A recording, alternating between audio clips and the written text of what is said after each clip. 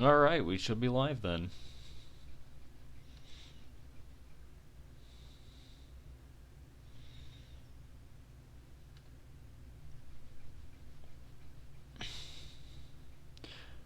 Alright, we have got the Icy Amulet Tin Lad. This is obviously what we were going for.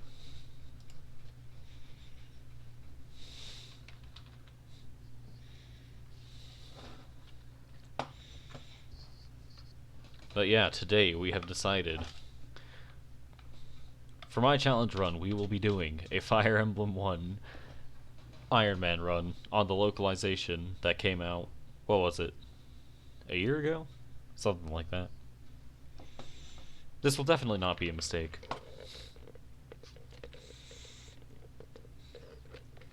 Actually, I'm gonna go ahead and check that real quick. Um,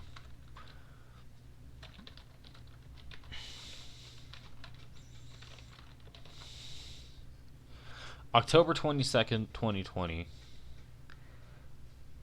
Arrives on December 4th. Alright. Checks out. But yeah, a little over 16 months after the game. It's been 16 months since the localization released, but Shadow Dragon itself released on, I think, when was it?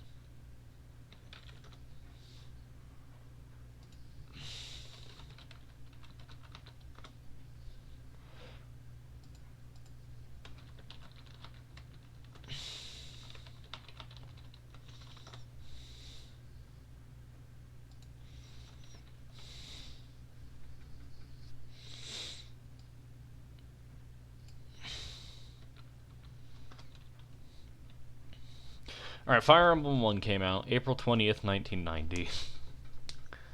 So 30 years later, we finally have it in English, legally. I know FE11 came out, but like, I don't think we count FE11 because its mechanics are just so wildly different from FE1's. At least that's what I'm gonna go with. But yeah, for those of you who aren't aware, the premise of the Tin Lad run, or in this case, context Iron Man run, basically we're just going to be doing, just playing through the game normally.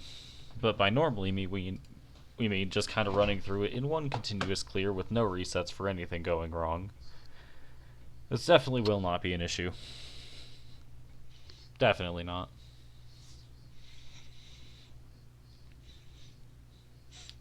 Now, to be fair, FE1's kind of built around the concept of not resetting, and it provides you with plenty of units to make sure that you can get through it anyway. But I just thought this would be funny because it's like, well, now all we've got is what we got. There's no resetting like people tend to do in modern day games, and it's not like we have the turn wheel or anything. I mean, it's built into the remake, but that's like a menu option thing that we're not going to be using. It's gonna be great. Now the real question is, will I have co-commentators? We shall find out next time on Dragon Ball Z.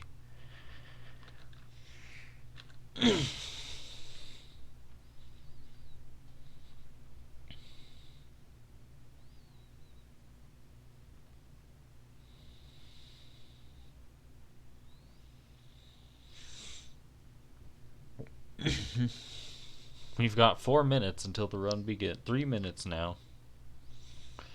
This will not end poorly. Definitely not.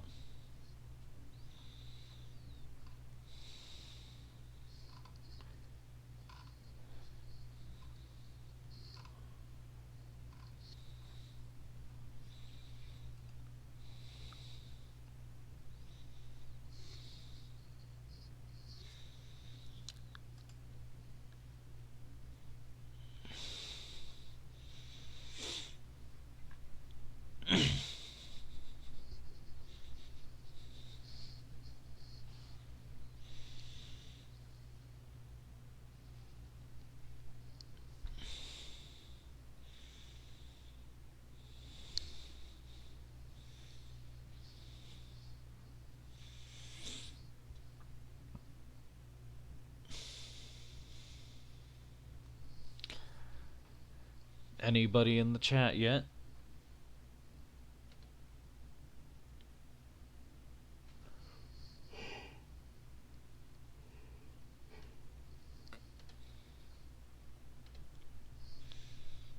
Not looking like it, but you know what? We can work with this.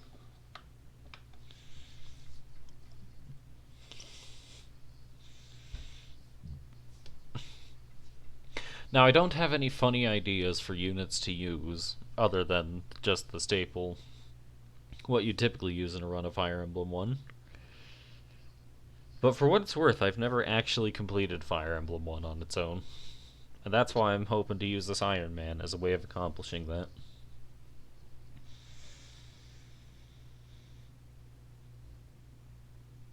If anybody has suggestions for units to use, I will be glad to take them. Also, just a heads up, the YouTube stream archive has finally gone up and is accessible from, I believe, the About tab? It should be.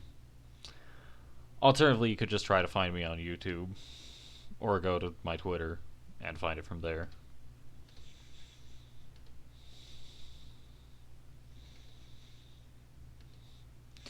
If I'm not mistaken, the playlist should be up to date.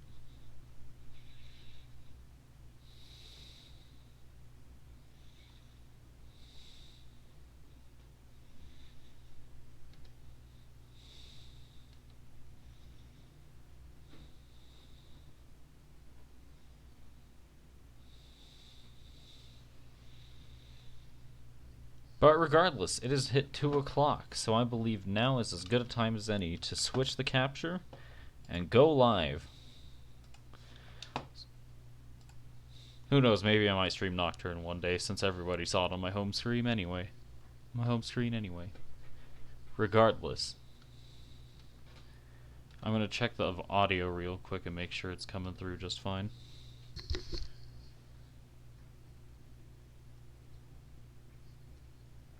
Alright, my voice seems to be working, but not the actual capture, so we're gonna go ahead and close that real quick. Or actually, is this a...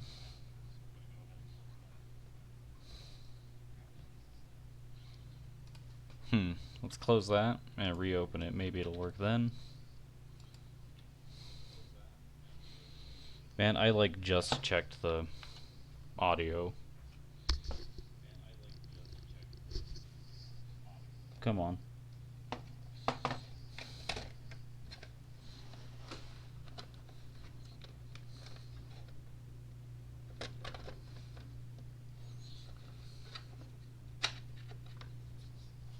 Let's let this cool off for a bit.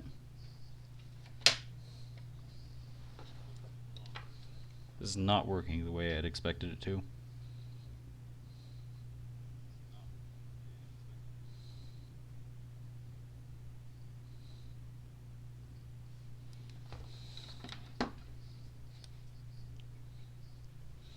So the way I'm working with this is I have a device capturing the HDMI output and putting it in a USB context, but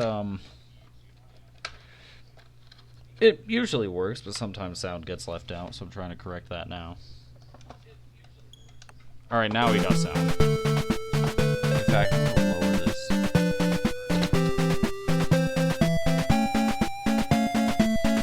This is volume mixer time. Where is it?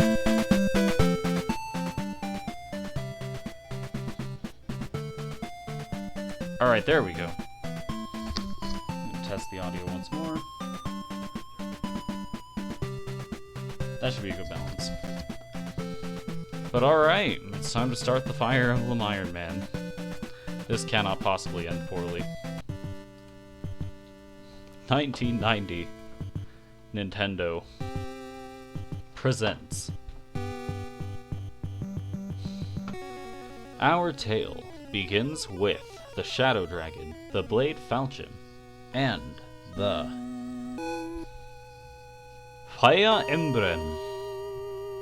Fire Emblem, Shadow Dragon, and the Blade of Light.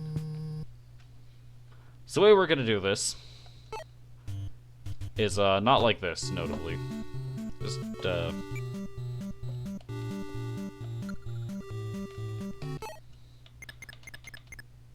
I'm going to reset the game real quick.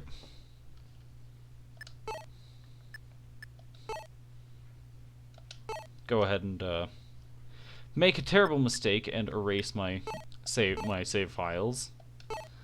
Neither of which has gotten very far, if I'm being honest.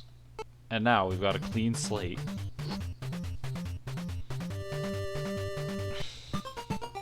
Prince Moth, Princess Cheetah has alighted from Talus Castle. Cheetah, what's wrong? Did something happen? Prince Marth, what a relief. Talus Castle is under attack from the pirates of Galder. After a fierce fight, they have taken the castle.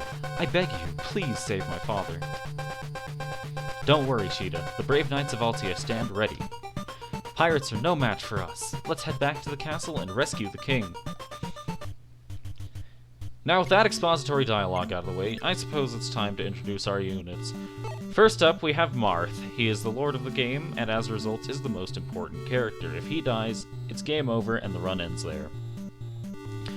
He has 5 strength, 3 skill, 5 weapon level, 7 speed, 7 luck, 7 defense, and 7 move, and 0 resistance. So each of these stats is pretty basic in terms of RPG stats. Strength determines how much damage you do, skill determines how accurate your weapons are, weapon level determines what kind of weapons you can use and how rare the weapons you can use are. Speed is your chance to basically double or get doubled by the enemy team. So higher speed tends to result in more damage and higher defense as a result of not getting doubled as well as being able to attack twice in a single turn.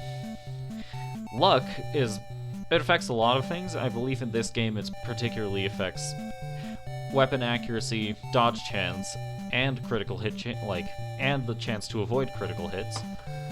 Defense, pretty obvious. A character with higher defense takes less damage, and move determines how far on the map your unit can move.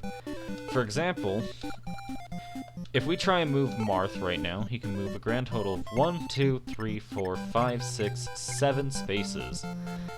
And terrain, such as these trees and such, tends to eat into that a bit.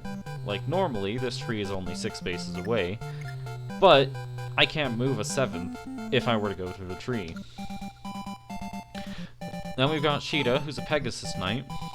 She has pretty low strength, but pretty high skill, speed, and luck. She's also surprisingly bulky with 7 defense, and has 8 move, which is a lot, it turns out. We have Cain and Abel.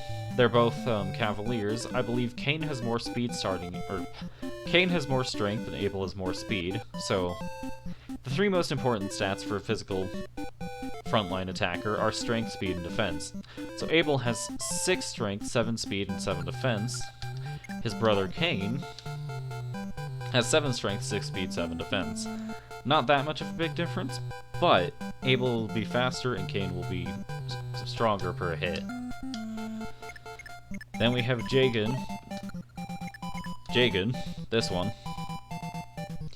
He's a pre-promoted unit, so he's going to be the strongest person we have for a bit, with 7 strength, 8 speed, 9 defense, as well as one of the highest weapon levels in the game. Basically, he's here to carry us through the early game and make sure we can get through until our units are a bit better. We have Gordon. He's an archer. He can only attack at 2 range. But he's got 5 strength, 4 speed, and 6 defense. So he's primarily just here for chip damage, and that's about it. He's a very safe unit to use because he doesn't get attacked behind your allies. But he's also somewhat dangerous and risky to use because he can't attack from one range, and is basically helpless if he gets a unit up close to him. Then we've got Drog. He's our armor knight. 11 defense on the guy, but he's also got the lowest move in the game, as well as being very slow with 3 speed. So to start off, there's a few things I like to do here typically.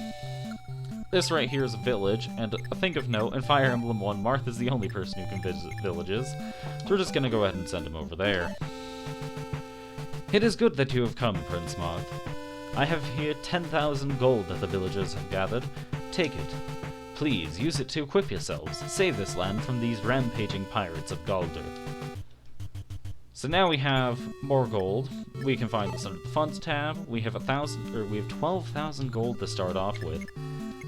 And where can we use that gold, you might ask? Well, let's take Gordon over here and visit this building, which is an armory. This is basically where can we shop for weapons.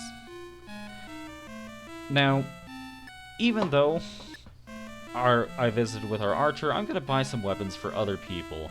Primarily this iron sword that I plan to give to Marth. And I'm going to pick up a lance as well, in case there's a unit we have elsewhere that could use one.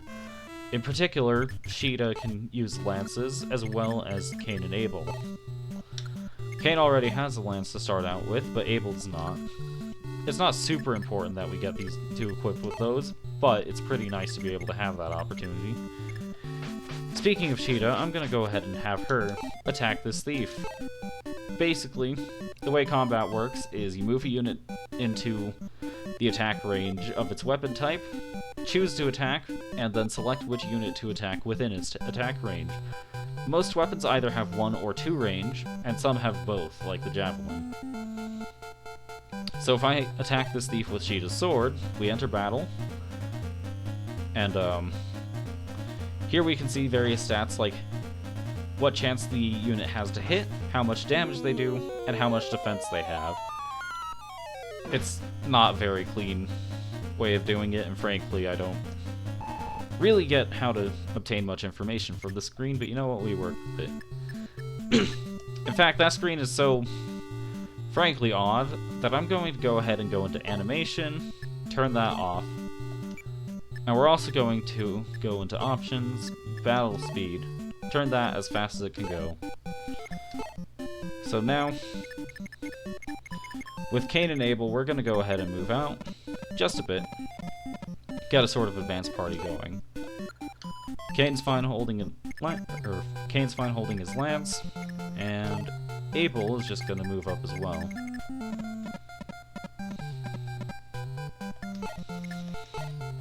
Now, a large part of this game is just inventory management, which, frankly, I'm not very good at, if we're being honest. But here we have various units that just have items in their inventory. And the way that transferring items between inventories works is kinda wonky sometimes. Basically, you move a unit up to another, so I'm gonna take Drog here for instance. You select items, and you select the item you wish to give to the person that you're speaking with. So for example, I'm gonna go ahead and give Drog's lance to Jagan.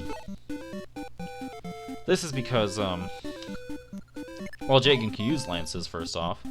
I don't really plan on using Drog, even though his defense is high. He's kind of a liability in a lot of ways, mainly his low speed.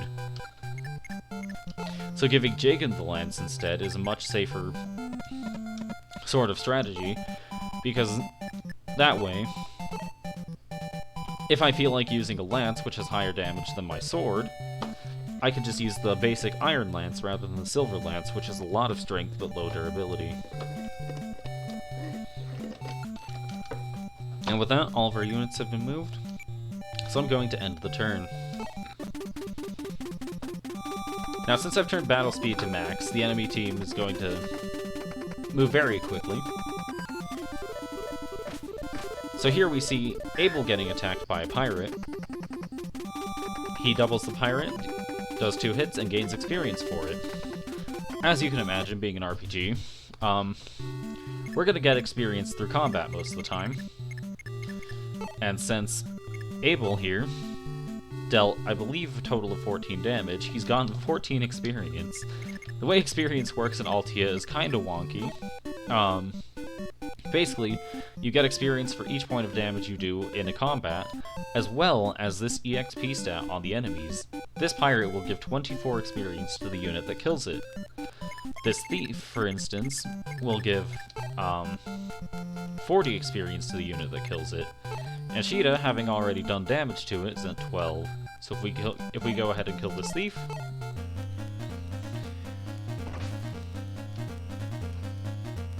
we earn 40 experience.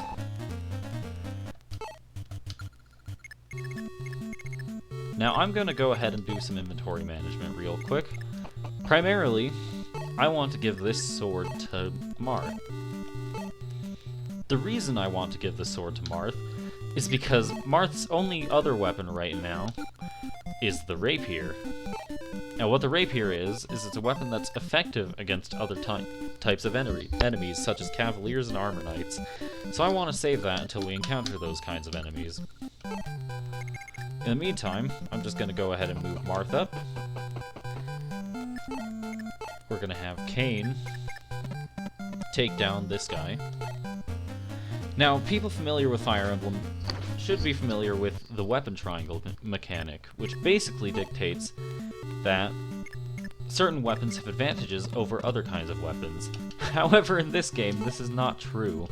The weapon triangle did not exist in Fire Emblem 1, and lances have no discernible advantage over swords, axes have no discernible advantage over lances, and swords have no discernible advantage over axes. Instead, they are very much representations of the pure sort of offensive potential of those weapon types. Swords do the least damage but are the most accurate. Axes do the most damage, swords do the least damage and are the most accurate. Axes do the least damage and axes do the most damage and are the least accurate. And lances are a happy middle ground.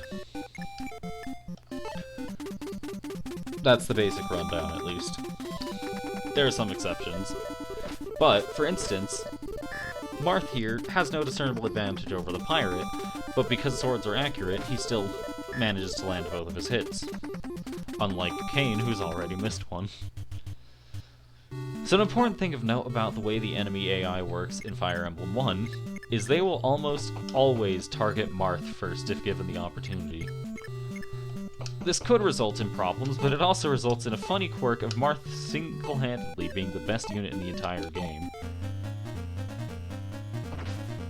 The reason for this is because Marth has some really good growth rates, which are basically the rate at which he gains stats on level up, and also, he tends to be very, very good at drawing enemy aggro, which it turns out is useful when you have other units you don't particularly want to face combat.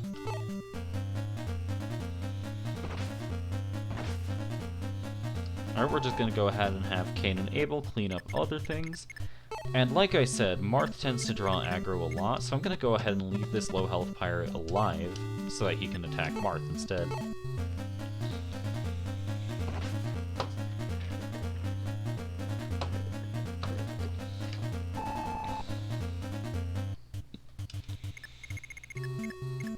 Now there are some instances where the AI will not attack Marth, but those are few and far between, and for the most part seem to be dictated by what other units are in their range. For example, recently I learned that enemies will actually focus healers over Marth, which is a pretty important distinction.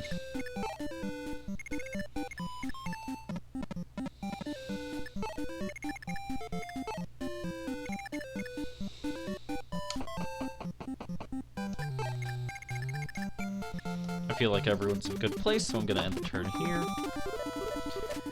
These forests and these forts on the map represent places where your units can attack and basically be positioned on advantageous terrain. For example, if I put Marth on this fort here, he will receive an evasion bonus as well as get healed at the start of his turn. This pirate in the forest also receives an evasion bonus but does not receive a healing effect at the start of each turn. Flying units don't get these bonuses, so having Sheeta attack from the forest is actually kind of pointless, but you know what, I might as well put her here.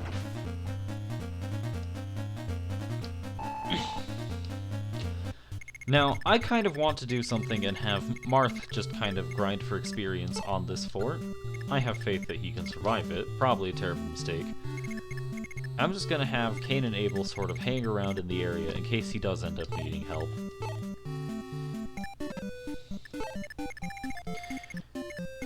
Now with Gordon and Jagan and Drog, his Japanese name's Doga, so if I slip up and call him that, that's why. And like I said, this localization came out, I don't even know how long ago, like less than 2 years at this point. So I'm still used to people referring to him by his Japanese name. I'm just gonna kind of leave these three here. Frankly, they don't really figure much into my run until Jagan possibly kills a boss or two. Now Marth avoided that because of his increase in dodge from the fort, however he did not avoid that. What he did do, however, is receive healing. He's now at 12 health instead of, I think he was at like 3 before. I'm just gonna go ahead and have him attack this guy again. I want Marth to get levels as soon as possible because Marth is good in this game. Here he gained weapon level, speed, and max HP. Speed is perhaps the most important stat in this game because, once again, it determines how often your units can attack and how, basically, they can not be attacked multiple times per turn. I'm once again gonna sort of keep these guys in range, but not really move forward with them.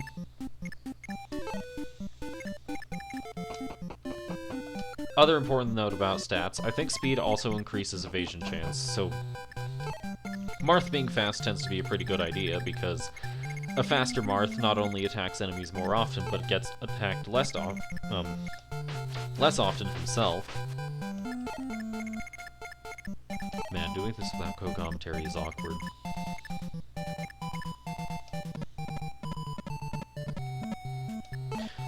So, with Marth having healed on the 4, I think he can handle this on his own, so I'm going to go ahead and move Cain and Abel, as well as Sheeta, up a bit further, and trust them to clear out the enemies before Marth.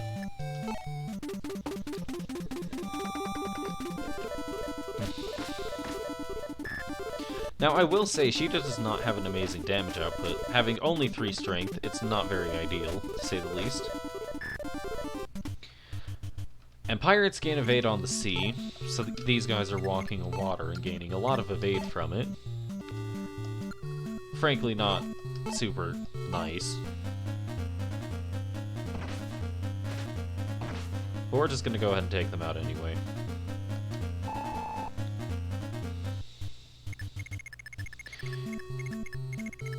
Now, with Sheeta having chipped this guy down, I'm gonna do something interesting and give her a stronger weapon real quick. So I'm gonna have, I think this is Abel, or no, this is Cain. I'm gonna have Cain give his lance to Sheeta,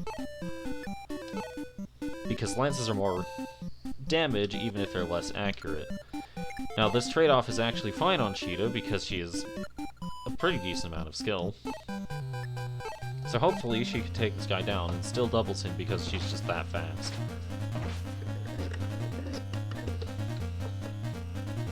I want Sheeta to gain levels because her sheer movement as well as high weapon level makes her a very good unit for doing a lot of things, really.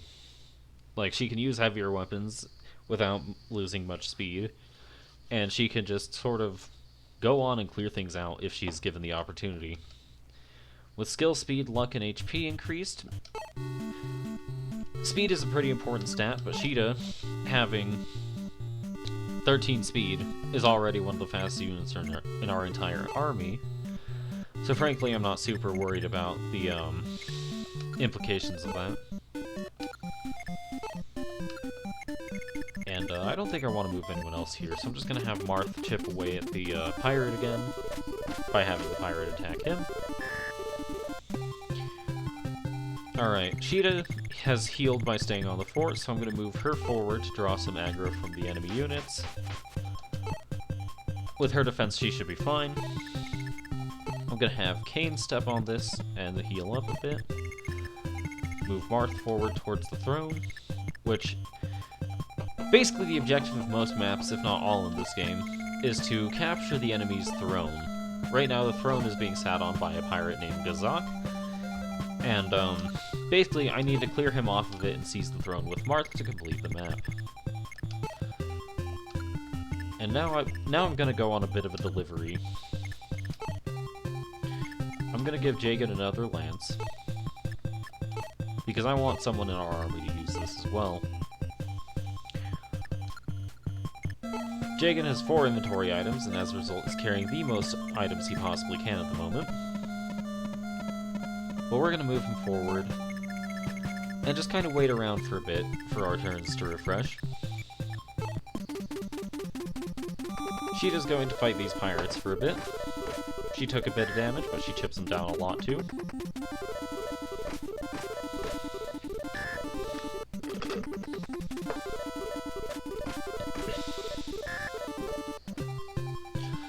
Alright. Now with that, I'm gonna move Caden. Have him attack.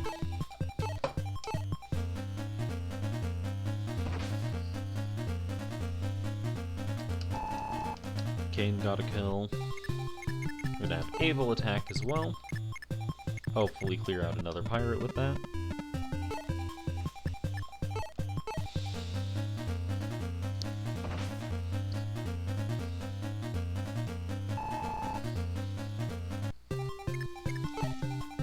And we're gonna have Sheeta finish this guy off.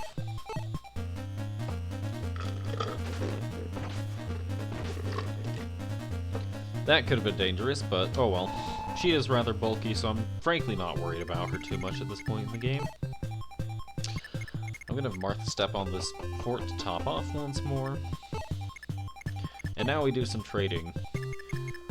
I want Jagan to give this lance to, well, neither Kane nor Abel has a lance right now, so I think, I'll give Abel a lance for now. I want Drog to do some shopping for next chapter.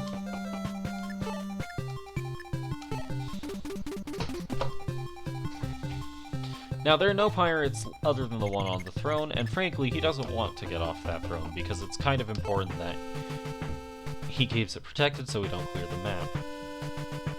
Visiting this village, we meet someone new. I am Riss, a humble curate. I cannot fight, but this staff I carry can heal the wounded. Please allow me to join you. Just a second. We now have a healer named Riss. He isn't very good at combat, with a strength of 1, a speed of 7, a defense of 3, and a luck of 1. But what he can do for us is use his heal staff, which restores an ally's HP without them having to stand on a fort. Speaking of an ally's HP, I'm just gonna have Sheeta wait on the fort for a bit, so that I can move up with someone a bit more in a good position. For instance, I'm gonna use the staff on Kane, I believe? No, this is Abel. It might be a bit of a waste using 5 HP for a heal staff, but you know what, we work with it. I'm also gonna go ahead and give the other lance Jagan was carrying to the other cavalier.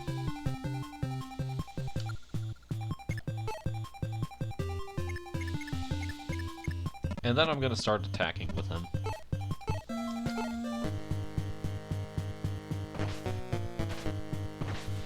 Kane did a decent amount of damage. And now, we're gonna attack with Abel. Now before I attack, there's the iron sword, the javelin, and the lance. The javelin is one of those weapons I talked about earlier that has both 1 and 2 range. So I can attack from a distance with Abel if I choose to, but I'm not gonna do that.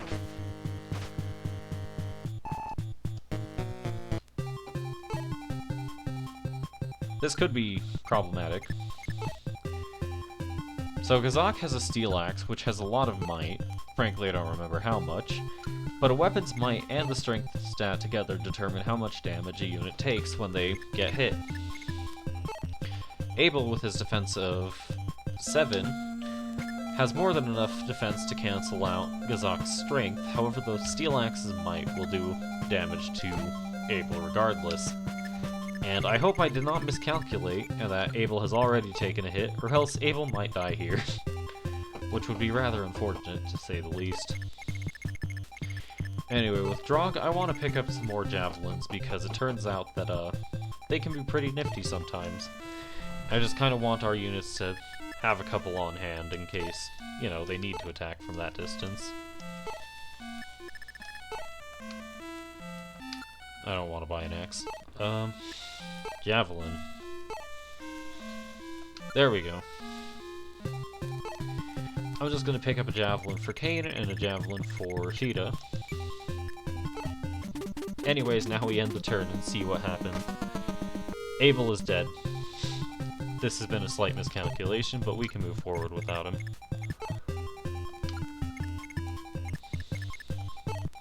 Kane is still alive and well, so I'm just gonna have him attack, even though his brother just died.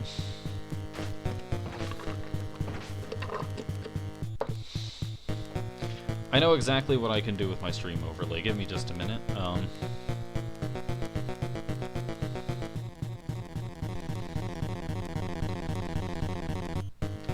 tier list maker.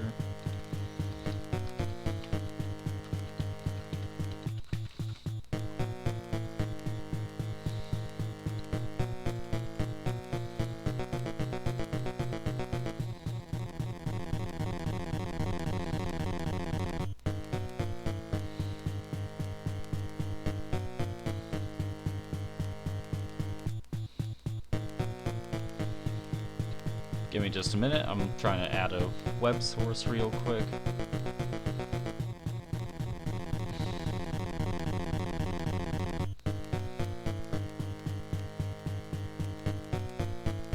No, I'll just add an event list. No. You know what? It doesn't matter. We just move forward.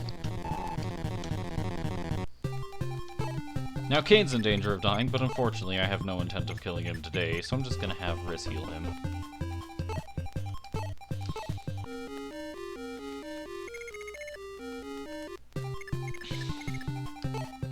And now, I'm going to do something a bit risky and move in with Marth to attack. I have faith that he can survive.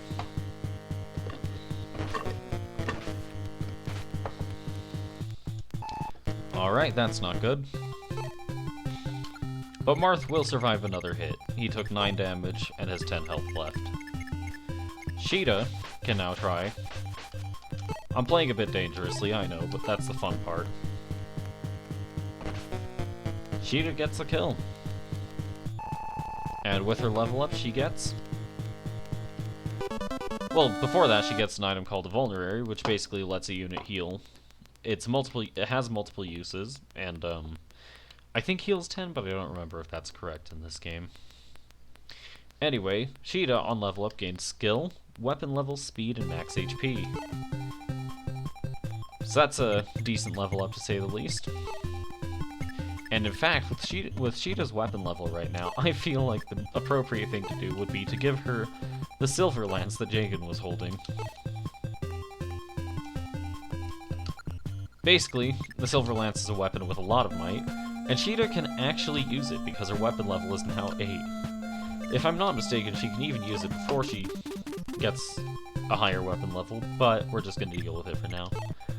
Even though Sheeta's a pretty important unit, I'm just going to go ahead and give her Vulnerary to Marth, because Marth really needs the ability to heal himself in a tight spot, given if he doesn't, we die and we lose the game. Anyways, Abel's already dead, but you know what, we can work without him. Prince Marth, you've done well to make it here safely. You have my thanks. So, you plan to travel to Aurelis? In that case, though they are but few in number, my soldiers will join you. From Captain Ogma down, they are all brave warriors and should serve you well. That is not all. Heed me now. As you travel through these lands, you may find many who cannot tolerate the tyranny of Dolan. Some are hiding in villages, others have been taken prisoner, and some must work with the enemy. You must seek these people out and work together. Heed the call. The time has come. Set foot on your path, but be vigilant. You face many dangers. Now with that, Chapter 1's complete, and we've already had our first death. Unfortunately, since this is an Iron Man, we will not be resetting for Abel. Prince Marth, I'm Ogma, a mercenary of Talus. The king ordered me to join your forces. I brought along my 3 most trusted men. Welcome to Galder, the port town that's been overrun by pirates. Pirates aren't all you will have to worry about. We've spotted soldiers from Grust, too. Keep your wits about you. Anyways, we have 4 new units. Here we have Ogma, he's a mercenary, with 6 strength, 12 speed, and 6 defense. Very, very good unit. He's very fast and has a lot of bulk to him, as well as dealing a pretty decent amount of damage. We have Board, a fighter with 8 strength, 7 speed, and 5 defense. Not too notable, but he hits really hard. We have Barst, a fighter with 10 strength, 9 speed, and 6 defense. Very notable for being incredibly fast, as well as hitting incredibly hard. And we have Cord, who's a fighter with 7 strength, 9 speed, and 5 defense. He's also super fast and hits hard, but he's not very notable either. Barst is easily the best out of these three, with the highest stats overall, as well as better growths and better starting inventory. Having a steel axe, which does a lot of damage, and a hand axe that can hit from either 1 or 2 range. Bord has an axe, which is a plain axe, does a decent amount of damage, still pretty accurate, and a hammer, which does more damage to armored units such as armor knights. Ogma just has an iron sword, and Cord only has an axe. I really only intend to use Barst and Ogma out of these three. Anyways, here we have a village, so we might want to visit that, but more importantly, we've got some archers. One of them is a guy named Castor, and to recruit Castor, we must speak to him with Sheeta. So I say we start moving our crew over there. Mainly Sheeta and Marth, but I like to send, I would usually send Cain and Abel with them, but unfortunately the only person alive right now is Cain. So, yeah, we're gonna have Cain move forward. But there's a bunch of pirates over here, so I'm just gonna have our new crew hang back and deal with them. However, there is one pirate here that's relatively notable. His name is Daros. He will not be hostile and instead will walk straight towards Marth. And upon reaching Marth, he will speak to him and recruit himself as a unit.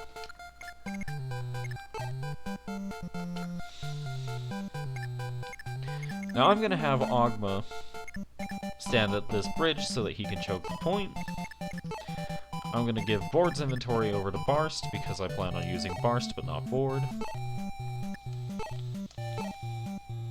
So, giving Barst a plain axe and a hammer.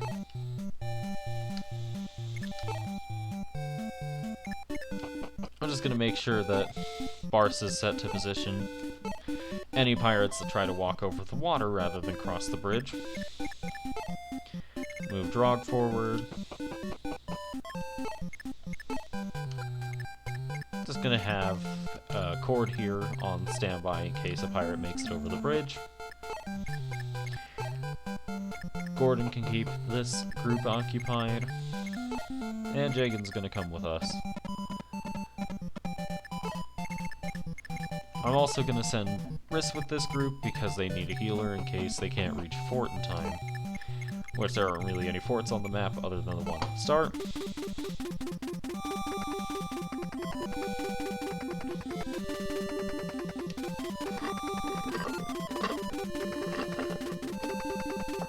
Daros has started making his way over to Marth. Ogma dealt a decent amount of damage to that guy. Barst straight up one-rounded him with 2 hits. Barst missed a shot, but he's fine with that. Ogma's getting chipped down pretty substantially.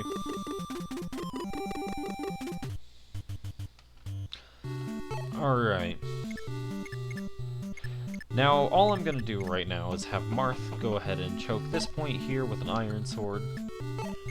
And I'm gonna have Sheeta choke the southern bridge with an iron lance. Now, let's see. What was I gonna do? Right, Drog has a javelin for Sheeta.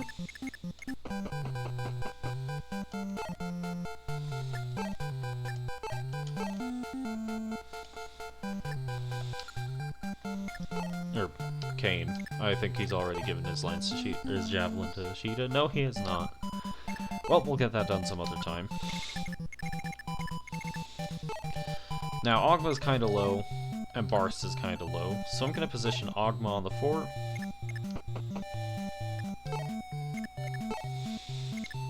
Bord has no items, so I'm just gonna send him to kinda leave. And Gordon is not going to be much use while we don't really have a front line. So he's going to leave as well. Now Barst, I'm going to do something a bit risky and just have him take down the pirate currently on the bridge. sort of keep the archer at bay and hope that the other pirates go for other targets.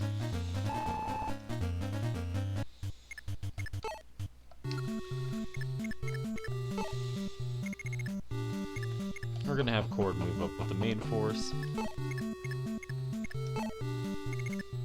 And we're actually gonna have Risk come back a bit and prepare to heal up some people here.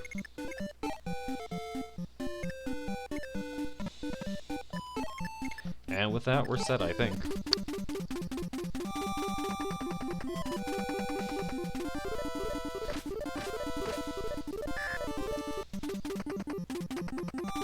Now, Marth choking at this point is going to be rather valuable.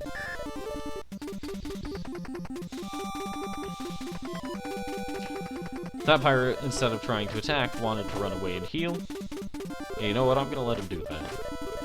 Barst is dead. I've made a miscalculation. But we can work with this. Alright, now here I want to do some things to sort of correct for our mistakes in the past. I'm gonna have Kane finish off this pirate.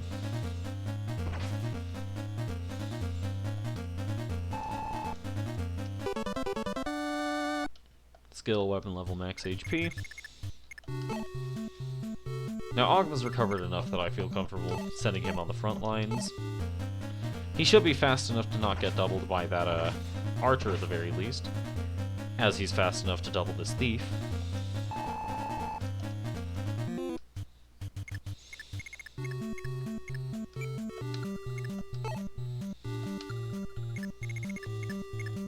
And I'm gonna position Riss a bit closer to Ogma.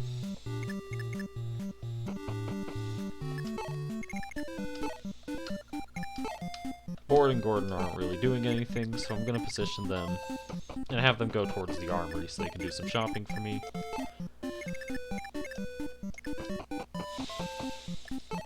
In fact, I'll have Drog do the same once he gives his javelin to Sheeta.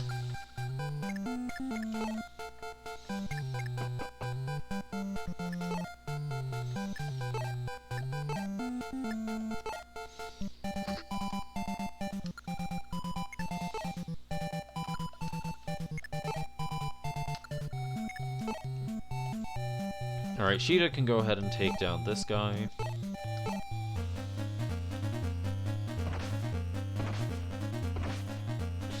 Now she's a bit vulnerable, so I want to move someone in front of her, take the brunt of the damage.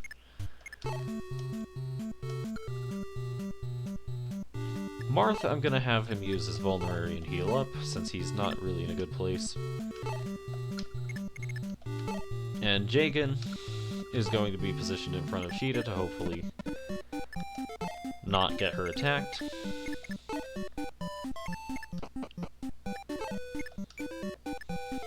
And we're gonna end our turn there. Martha's gonna get attacked by some pirates since he's their highest priority target. That one's gonna run away and heal. Marth leveled up with speed, luck, and max HP. Never a bad level up, but wish he got something like defense or strength.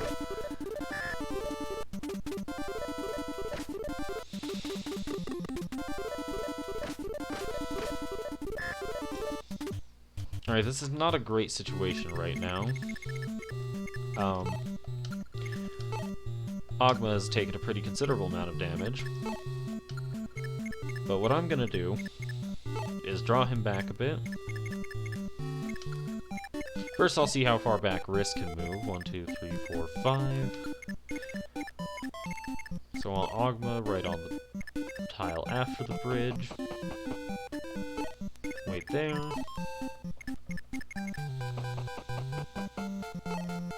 Have Risk heal him. Risk might get attacked by this archer. Let's hope he doesn't.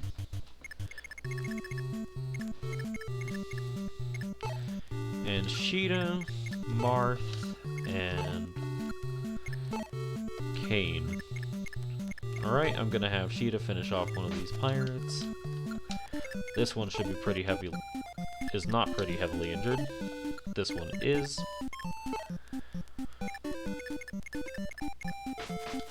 And remember, this third pirate is actually safe to keep around because that's Daros and he's going to recruit himself soon enough. So Sheeta takes down that pirate. Kane takes down this pirate. Hopefully. Kane was indeed fast enough to do it.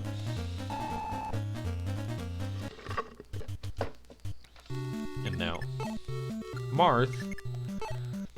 Daros is gonna talk to him next turn. So I'm gonna have Marth use his rapier on this cavalier. The effective weaponry should take him down in one hit. We're good. And this guy should be too concerned for his own life to close in an attack. Daros is going to recruit himself.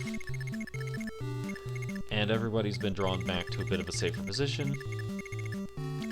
So we're going to have Jagan visit the store real quick. Armory, let's see what he can get. Bow, hammer, steel axe, axe, hand axe. I'm going to pick up some hand axes. Just in case. Jagan can't use these, but I'm gonna give those to Daros when he joins, probably. Now, Jagan might have been put in range to be attacked by Caster, now that I think about it. 6. But this is actually ideal because I want Caster to move up anyway, and Jagan can't counter with an iron sword. Alright, I'm gonna end the turn here and see how things go. This will not end poorly. Daros has recruited himself. He wishes to leave the life of the sea dog behind him. Please forgive me, Princess Sheeta. I have no choice. I can't get my hands on money. Riss is in danger, but he survives. We're good. So now we're gonna have Ogma go ahead and take care of this archer that's been plaguing us for a while, and that killed Barst. He's not down yet, but he's close enough. Now we're gonna do something and move Sheeta in to speak with Caster real quick. We use the talk command. You are Caster of Talus. Why are you fighting us? Prince Sheeta, I am sorry. My mother is ill. To afford her medicine, I would do anything, even this. I see. The pirates pay you. Well, it may not be much, but I offer you what I can. Take it and buy medicine for your mother. You would aid a traitor like me? You are so kind. Oh, Princess Sheeta, forgive me. From now on, I will dedicate my life to you.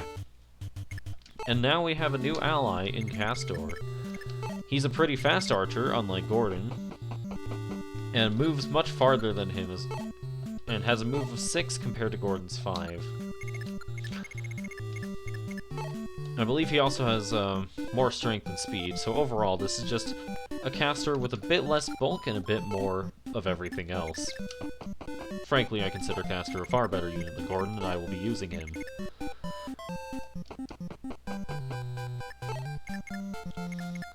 I'm gonna have Cord give his axe to Daros real quick. Items. Trade. Cord now has an axe. Or no, Daros now has an axe.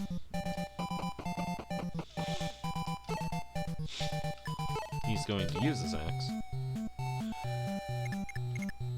Oh. 1, 2, 3, 4, 5, 6.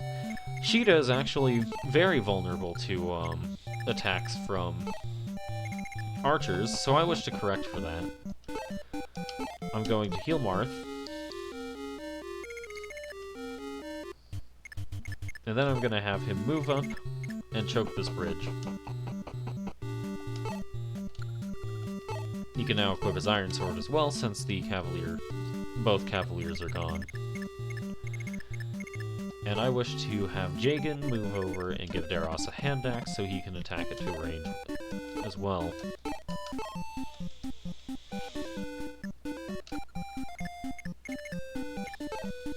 Now I have Kane move up.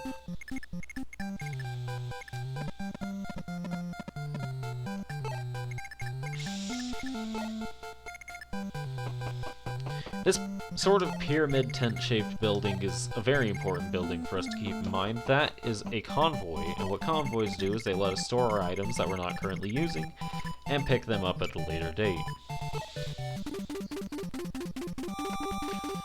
Convoys appear in very many chapters throughout the game, and will be very useful for our journey.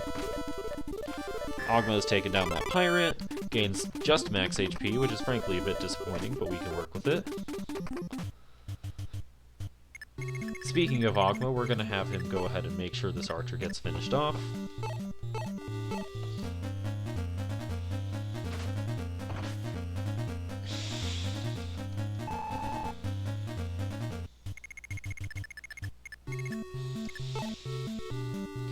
And even though this guy's on a forest, we're going to have Daros go ahead and chip away at him.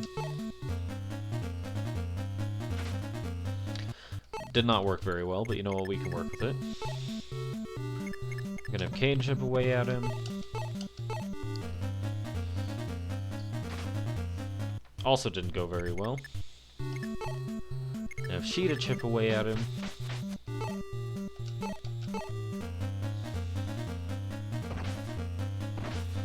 Now, even though I said Sheeta is vulnerable to attacks from archers, this archer has now been surrounded effectively, cannot move, and will not be able to attack Sheeta from this range. So now I think it's safe to say we can move Marth onto this village and collect the rewards from it. Prince of Altia, I beg of you, save the cleric Lena. We tried to stop her, but she left the safety of the village to bring aid to the poor and sick. She set out toward the Ghoul's Teeth some time ago and has yet to return. I can't tell you how much Lena's help has meant to us. She's like an angel. It isn't much, but we can offer you 5,000 gold to aid in your efforts to rescue her.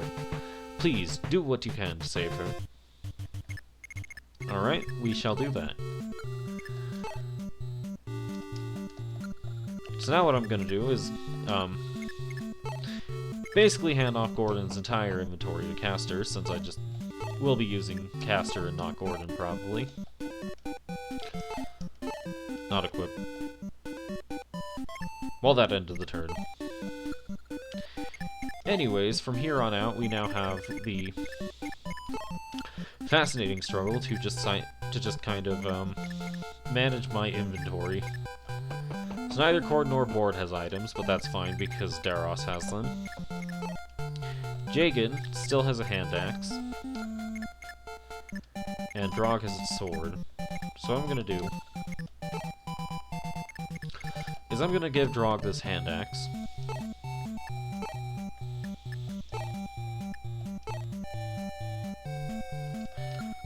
And then with Drog, I'm going to the convoy. Welcome to the convoy. Items stored here can be retrieved at other convoys. What would you like? So we're just gonna go ahead and store the iron sword for 10G, as well as the hand axe, also for 10G.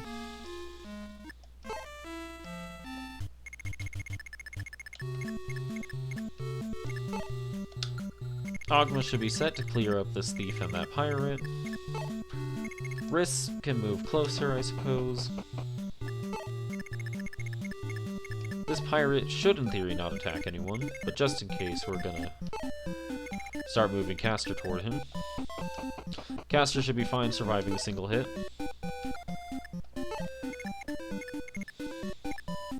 And we're gonna end the turn there and see how it goes.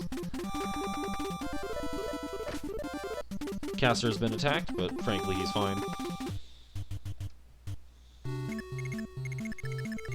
This thief is kind of running away from Ogma, which I don't really want that. So we're just gonna go ahead and make sure he gets finished off.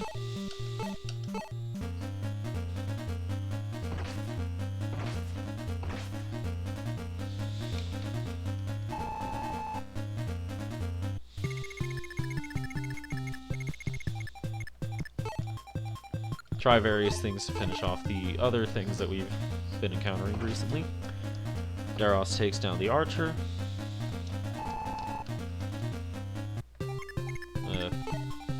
Heal Sheeta with Riss.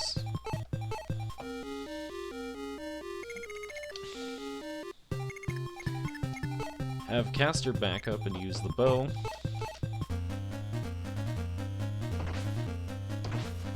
Caster's taking down the pirate. We're gonna have Gordon go ahead and give his other bow to Caster that I forgot to give him last turn.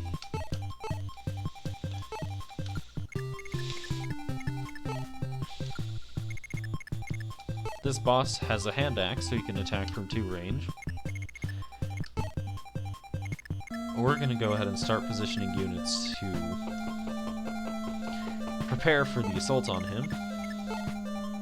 I'd like for Kane to stay on the fort if at all possible. Unfortunately, no. What I'm going to do instead is I'm going to have Sheeta move on to this fort so she can be topped off for combat next round.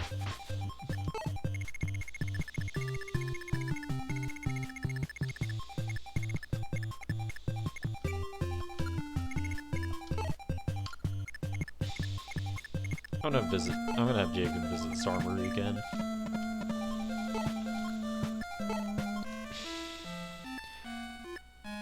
Nothing he can really hold, so never mind.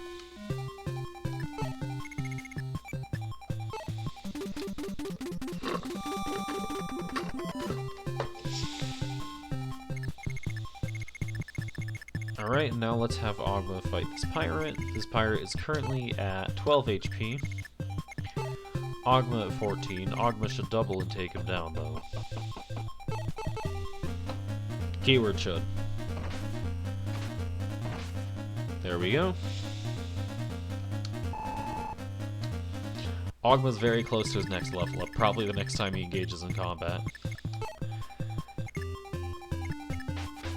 Now, a few of my units are low, but just low enough that a fort can heal them all the way, so I'm gonna go ahead and have, Sheeta just stand next to the boss so that she can attack without having to declare an attack next turn. Have Daros move in a bit closer, and Riz on standby. Even though Kane's injured, I'm just going to have him heal up on the fort as well. Try and preserve what heal uses we have. Alright, Sheeta got hit, but also ended up critting. Let's see. Skill, weapon level, speed, luck, and max HP. Not bad at all. Still a bit unfortunately she hasn't leveled strength or defense or anything like that, but we can work with it. I'm gonna have Daros move in for an axe hit.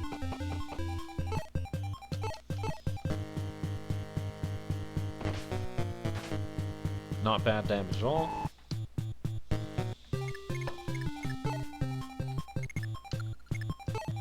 Marth move in. Possibly for a kill. We'll find out. Nice crit from Marth, dealing 9 damage, taking down Gomer. Was holding Steel Sword. Marth obtained Steel Sword. Steel Sword is basically just a heavier iron sword, does more damage, is less accurate, and reduces Marth's speed a bit more. But Marth should be able to make pretty good use of that, all things considered. And now since Marth has moved, we can't really seize the throne. So we're just going to go ahead and end the turn so that he gets his turn back. And then move Marth onto the throne. Thank you for taking care of those ruffians, Prince Marth. Thanks to you, peace is returned to Galder. In order to reach Arolis, you must cross the Ghoul's Teeth. It is a dangerous road. You'll find fearsome bandits called the Soothsayers there. They prey on travelers and raid nearby villages. I have heard tell of a skilled swordsman called Navarre in their employ. Whatever you do, do not let your guard down. I will pray for your safety. And with that, we once again move to the next chapter.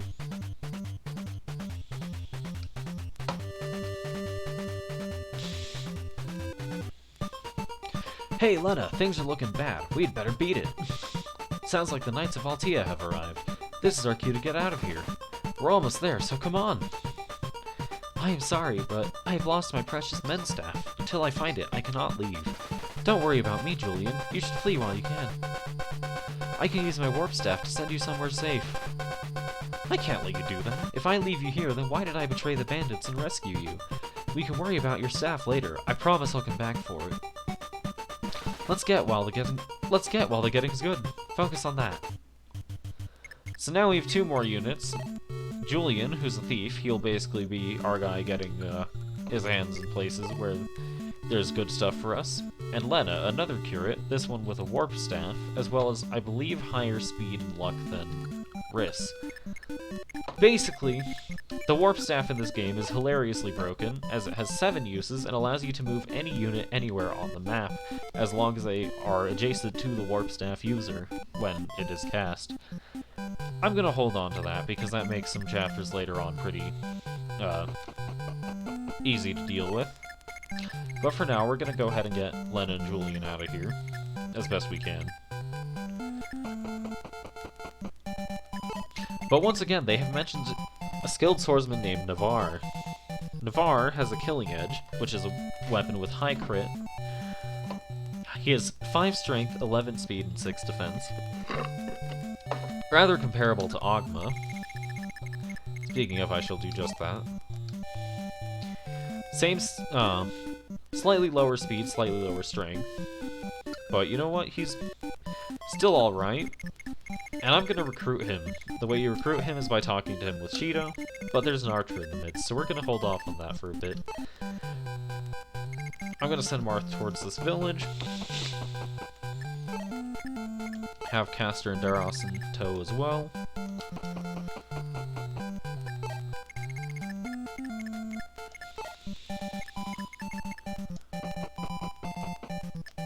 Alright, Marth, Castor, and Daros should be able to handle what's coming up next. And now I'm gonna have Ogma sort of assist with the escape, as well as, Kane.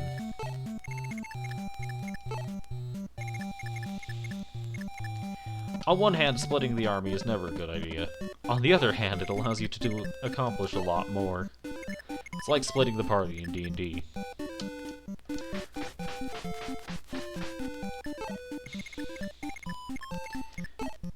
I'm gonna keep Riss near this party, just in case. And I'm also gonna send Jagan with this crew over here.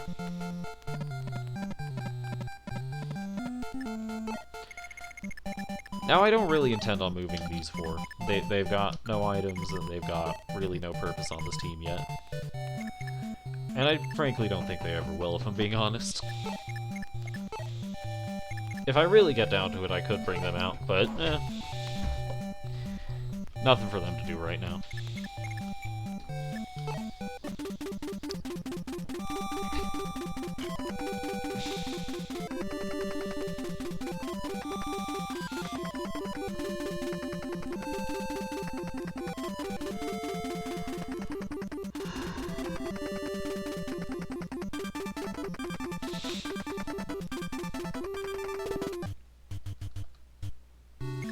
Now, I don't really want to get in Navarre's path until he's really sort of gotten close. So what I'm going to do is I'm going to once again draw Lena and Julian a bit further back.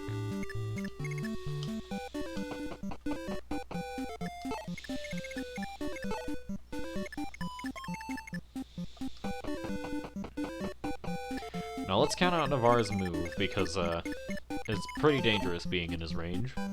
So he's 7 move. 1, 2, 3, 4, 5, 6, 7, meaning he can attack this tile right here. I'm gonna go ahead and move Ogma up to be as close to that tile as we can get. And I want Shida to also be as close as we can get there without still being in his range. Let's wait there.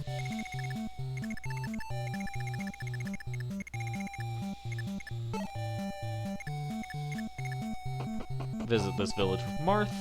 There's something pretty funny here. You youngsters sure do have stamina. Since you made it all the way up here, what say I give you the sacks? Not bad, eh? Not so fast. This devil axe consumes the lives of those who wield it. If I were you, I wouldn't use it in battle. Mark my words. So we're gonna go ahead and store this axe in the convoy, because Marth currently does not have enough space in his inventory to hold it. But we'll go pick that up with Daros later. It's a pretty funny thing, all things considered. As for the rest of what to do, this guy is 6 move. 1, 2, 3, 4, 5, 6. So we're going to go ahead and move Daros onto this house right here, where he should be able to intercept him. We're also going to go ahead and move Castor and Jagan up as well. Houses, I believe, still grant evade. Well, not still, but I do believe they grant evade. So Daros should be less likely to be hit. Though I'm still not, like, holding on to that chance, obviously.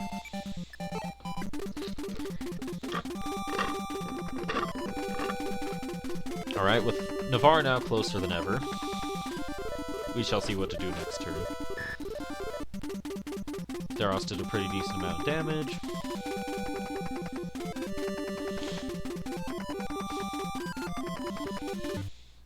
Now, I don't particularly want this hunter in range of Sheeta for obvious reasons.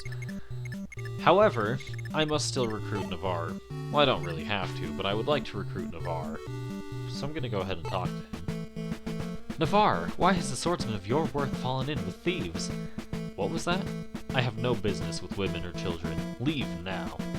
Please, help us put a stop to this pointless fighting. Lend us your strength. If you will not, then I tell you, do your worst. I am ready. I have vowed never to turn a blade on a woman. If you would risk your life to convince me, I suppose I have no choice. I will join you. And with that, we have a new ally in Navarre. He's kinda just Diet Ogma, but hey, Diet Ogma's still pretty good, all things considered. So I'm gonna have Ogma go ahead and take care of this thief right here. Let's see what level he gets.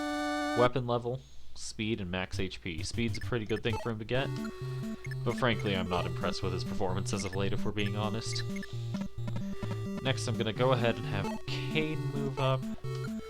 I'm actually not gonna declare an attack here, I don't think.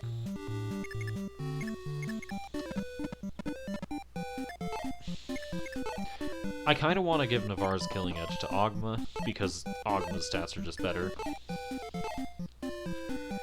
And now Navarre has no weapon, but you know what, we can deal with that. In fact, I'm just gonna go ahead and give Julian's sword to Navarre real quick.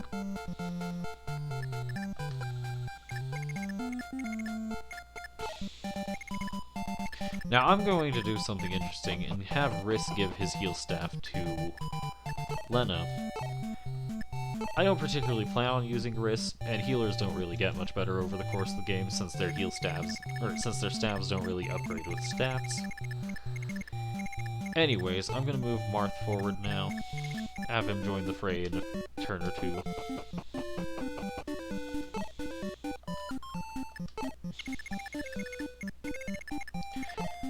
Daros should be able to pick this guy off. And if not, he's got backup to keep him safe. The Soothsayer was defeated, and Daros earns XP.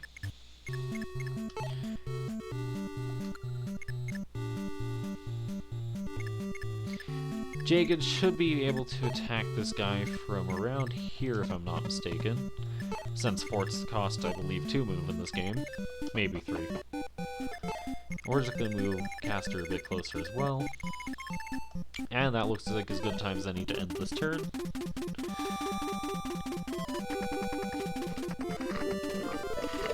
I was correct about the spacing Jagan needed. Now Jagan has a grand total of 10% on 4 stats and 0 in every other stat. So I don't particularly want Jagan to get too much experience, because he doesn't grow at all, really. However, we are getting some progress done, to say the least, on these pirates and such. These bandits, I mean. So I'm gonna go ahead and have Kane finish off this guy up top.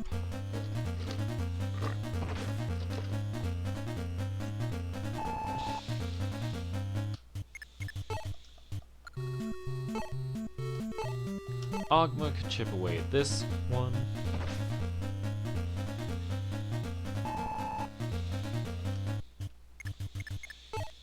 Navarre I'll bring up here. Can he go any further, actually? Navarre I'll put right here. There's a plan here.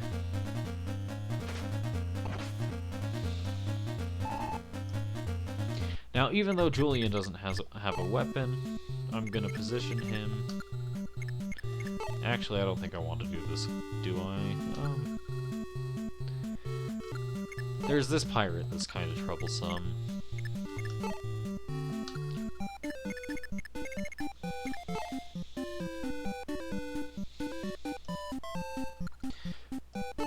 I'm sure Julian will survive a hit. A hit. There's basically no way Julian should be doubled, so I'm gonna go ahead and put him right here and protect Sheeta from the archer by physically body blocking him. If I really wanted to, I could warp Ogma up like a tile, but I'm not gonna do that. Anyways, now we get some stuff done. I'm gonna go ahead and have Marth take down this guy.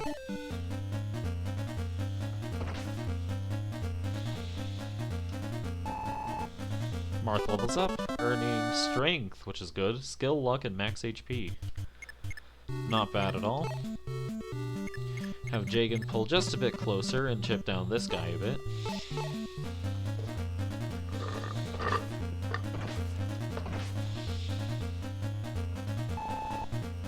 Alright. Have Daros finish this guy off.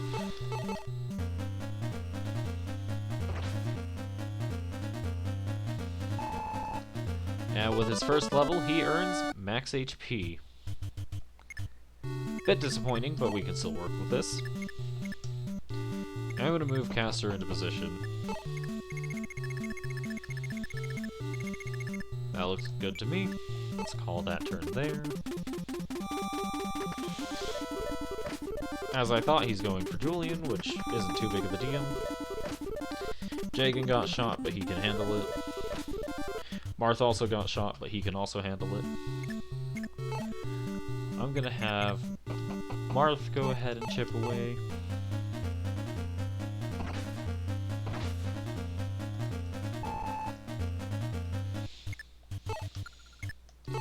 Have Jagan go ahead and chip away.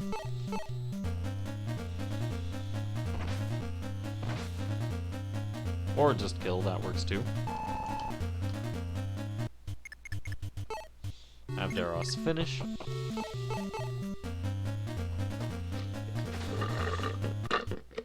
Or not. We have Caster finish.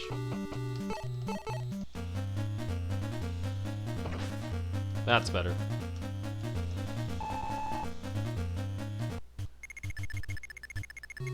Now this side of the map.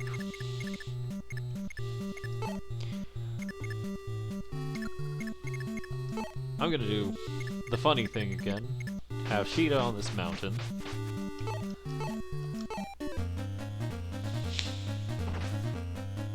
Never mind, she just kills him.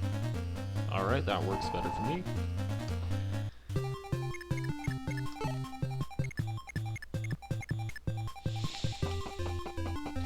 I'm not gonna lie, I don't actually plan on using Ogma, so I'm just gonna go ahead and give his sword back, or not Ogma, Navarre, so I'm gonna go ahead and give his sword back to Julian.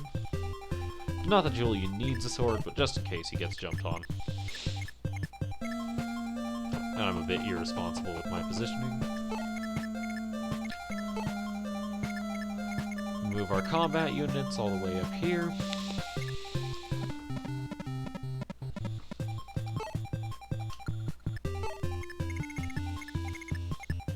Might as well have Lena follow them.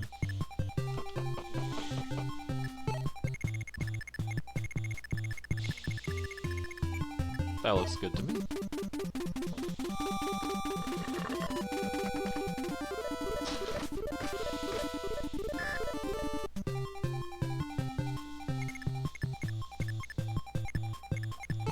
Alright, I'm gonna have Daros stand on this fort to heal up a bit. Marth can move forward and hopefully draw the aggro of these pirates. Bandits, same thing. I'm gonna keep Ross a safe distance. Not Ross. Caster. I don't know why I thought Ross.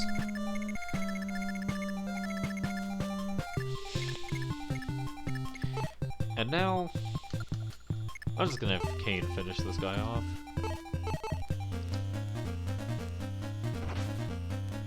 Good attack. Let's see what his level is. Strength, speed, luck, and max HP. Strength and speed are some of the most important stats in the game, so this is a very good level up. I'll go ahead and move everybody up a bit further. Kind of circle around. Julian's not going to be much use in combat, so I'm just going to probably have him rest on this fort for a bit, since he took a hit from an archer earlier. Navarre, I frankly don't care where he goes. He can stay, like, on that mountain, I guess. And that's about everyone that matters for this turn.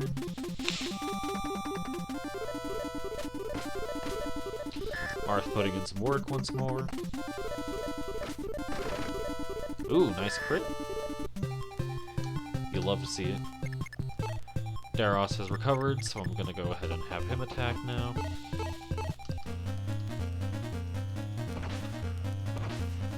Can't quite finish the job, but decent chip. We're gonna go ahead and have Caster finish.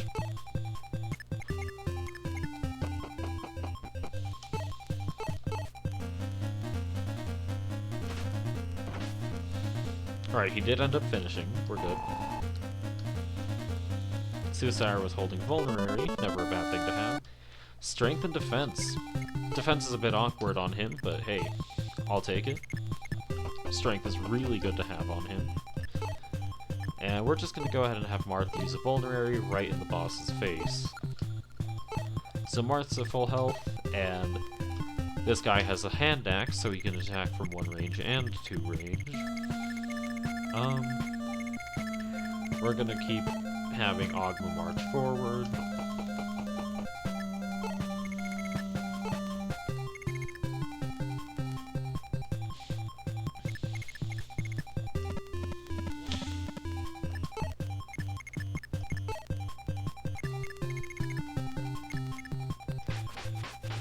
Everybody here continues on.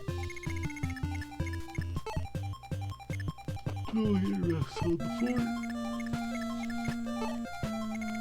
Lena keeps marching forward. And that looks like everyone of importance. Marth dealing some okay chip. Let's go ahead and have Daros recover for a bit on the fort. Marth only took 6 damage, he can survive 2 more hits, so I feel comfortable attacking with him this turn.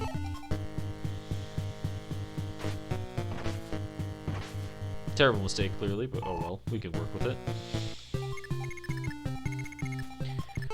Now I'm gonna have Sheeta see what's available at the armory.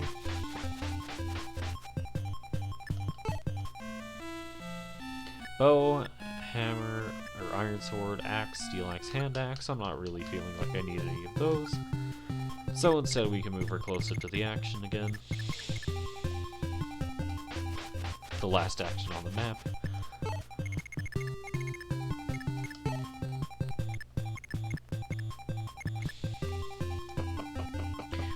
Keep trying to move Ogma and Kane a bit closer, even if the forests get in their way.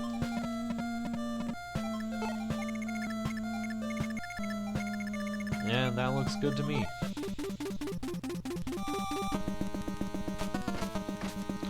Marth dodge, not bad at all. Sheeta's pretty healthy, so I'm going to go ahead and have her engage in combat as well.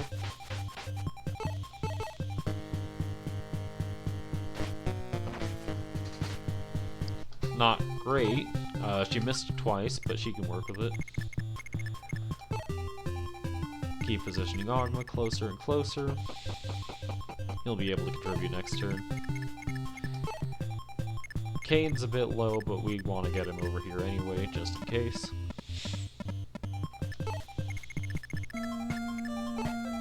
Daros could still use another turn to recover. And Marth only really survives 1 hit, so I'm going to go ahead and position him away.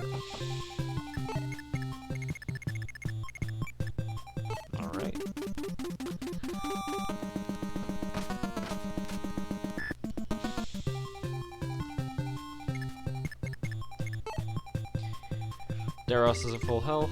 I'm gonna move him close. Have him attack. No, I'm just gonna have him equip a hand axe. This way you can counter on the next turn, in case he gets targeted. Cheetah's kinda low. I want to move her over here, get her ready to stand on the fort. Kane. I have an idea for Kane. He's gonna go to the convoy and pick up the axe we received from that guy. So armory. Not armory. He needs to be the convoy.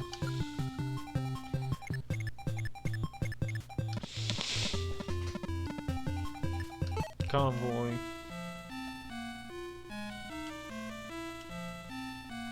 Take Devil Axe.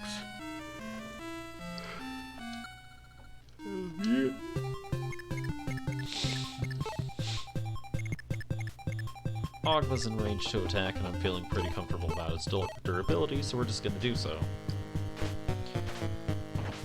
Eventful round of combat. 2 dodges.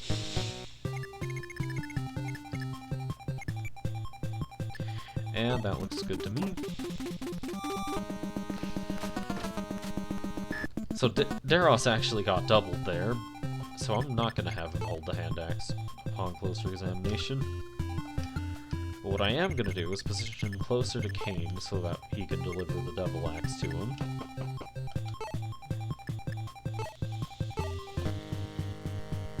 So with just an axe, Daros still gets doubled upon closer examination.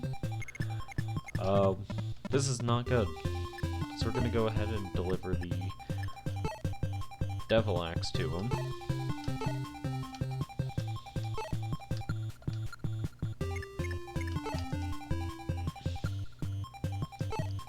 I'm gonna show off a killing edge in combat. Hopefully it does something. Critical hit, 21 damage. The killing edge has more might than a iron sword, as well as having a higher critical chance. And Ogma's only leveled up HP so far. This is unfortunate, to say the least. Anyways, with the boss of the chapter down, we can go ahead and seize. Prince, look! The bandits left 15,000 gold in the castle's vaults. We can use this money to supply ourselves with equipment. Tomorrow we will arrive in Aurelis. For tonight we rest well. Indeed we do, because nobody died this chapter, contrary to popular belief. Anyways, we now have the 4th chapter of the game. We see some villages, I believe 3. So, let's go back. So we can look at the map here. There's one important unit as far as I can tell. And that is this guy, Mathis. We can speak to him with Lena to get another cavalier on our side. I don't believe anybody else is notable. But here, we see a village, another village. So let's select our units. I want to bring Jagan, Kane, Cheetah, Ogma, Daros, Castor, Lena. Alright, that's our main sort of squad. However, we must bring the unit cap. And right now that's everybody we have, I believe. So Drog, Riss, Board, Cord, and Lena. Julian. Alright, with everybody there. After a hard-fought battle, Marth and the Altean forces finally arrive at the kingdom of Aurelis. Marth hopes to join his forces with Aurelis' army, but first he'll have to rout the foes blocking his path. Far off, foreboding sounds of war horses begin to drift towards Marth's army from the direction of the Lee. Alright. So there's 2 groups of enemies once more. We've got a northern group and another northern group. But I feel the need to stop this thief before he goes ahead and does anything drastic.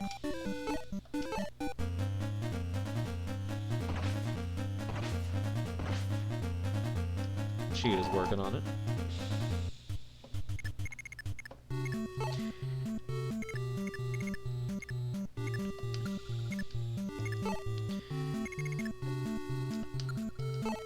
caster in this guy's direction.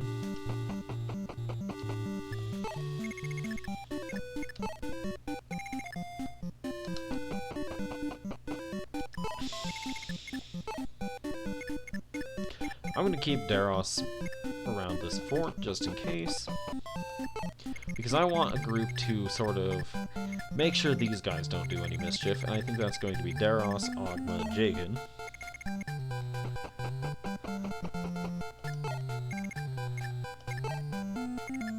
In the meantime, Marth, Caster, Sheeta, and Kane are going to be over here, making sure this thief can't reach that village.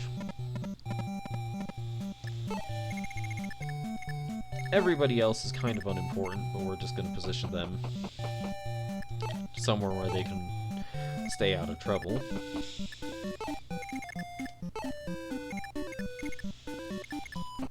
Lena I'm going to keep with the back group.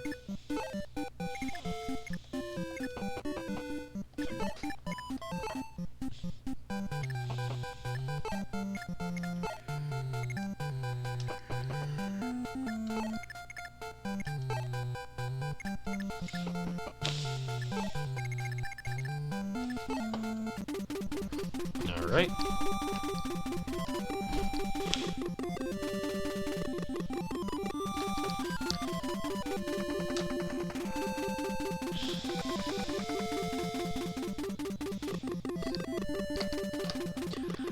Now I want to be careful with how I engage these cavaliers, because it turns out Mathis will attack if he is given the opportunity to. And that could be dangerous, not only for Lena, but for Mathis, because if I want to use the rapier on these guys, but the rapier will one-shot Mathis as far as I'm aware. So I'm gonna have to be cautious with how I move my units here. I'm gonna go ahead and have Kane get the finish on this thief.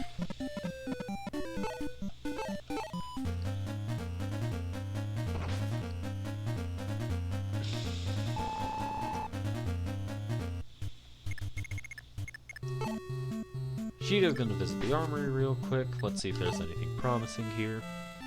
Iron sword, bow, hammer, axe, steel axe, hand axe. Still nothing but the axes, oddly enough.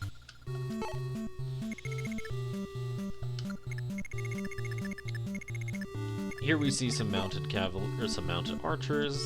They have a grand total of 9 move. Alright, I'm pretty much safe to move everyone up as far as I can this turn.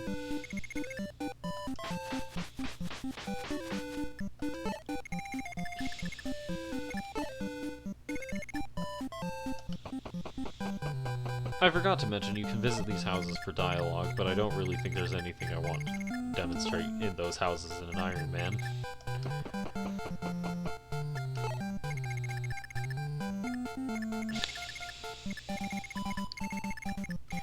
I kind of want to send someone out to meet these pirates, or these bandits. I don't remember what these are supposed to be, if I'm being honest. So I'm going to go ahead and move Ogma into the first one's range. 1, 2, 3, 4, 5, 6. So I'm going to move Ogma right here with the iron sword.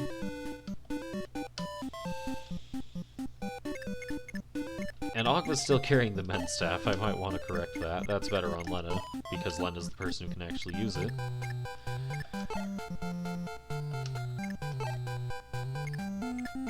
Keep Jagan close by. I'm going to prepare Daros to fight this archer. 1, 2, 3, 4, 5, 6. Alright.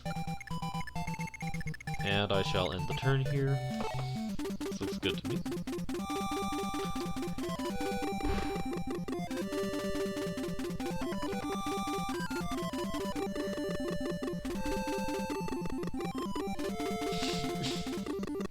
Upon closer examination, I think I want Lena on this side of the map, because Lena can recruit Mathis and nobody else can.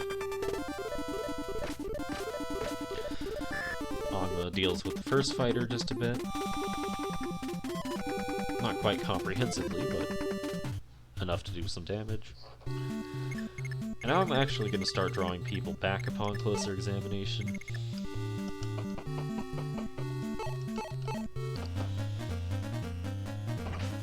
Now I'm going to help out with this archer.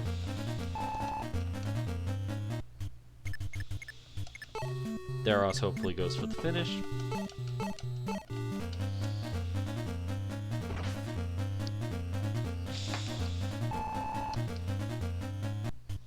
Not bad.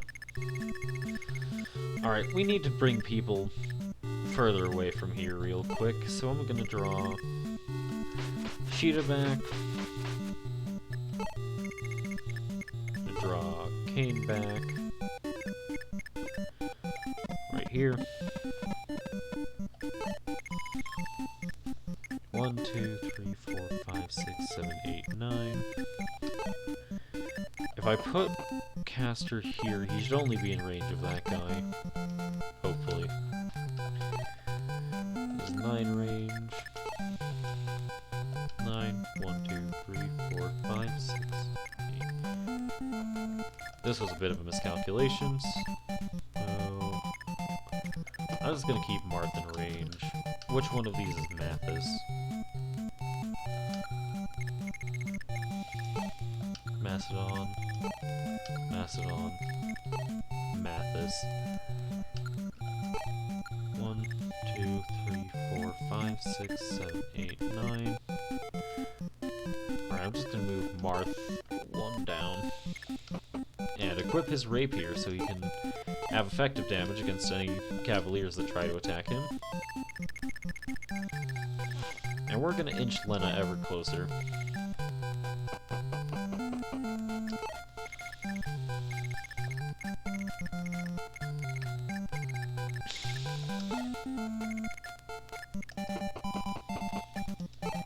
Meantime, we drag everybody else further back.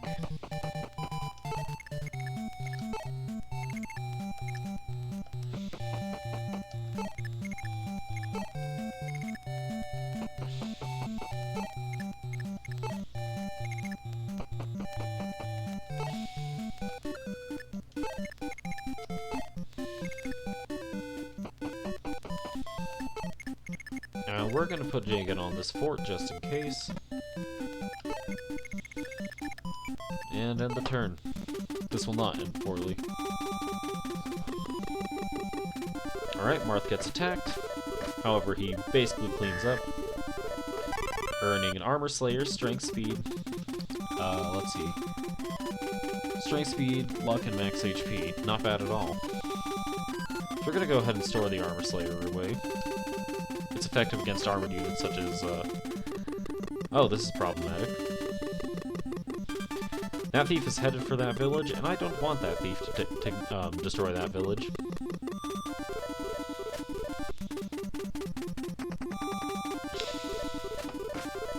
Jagan's gonna go ahead and deal with these guys on his own, pretty much.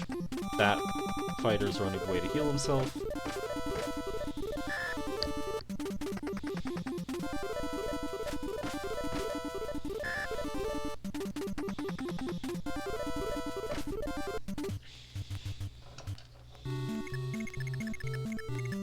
We're gonna have Jagan get rid of this troublesome archer. Hopefully.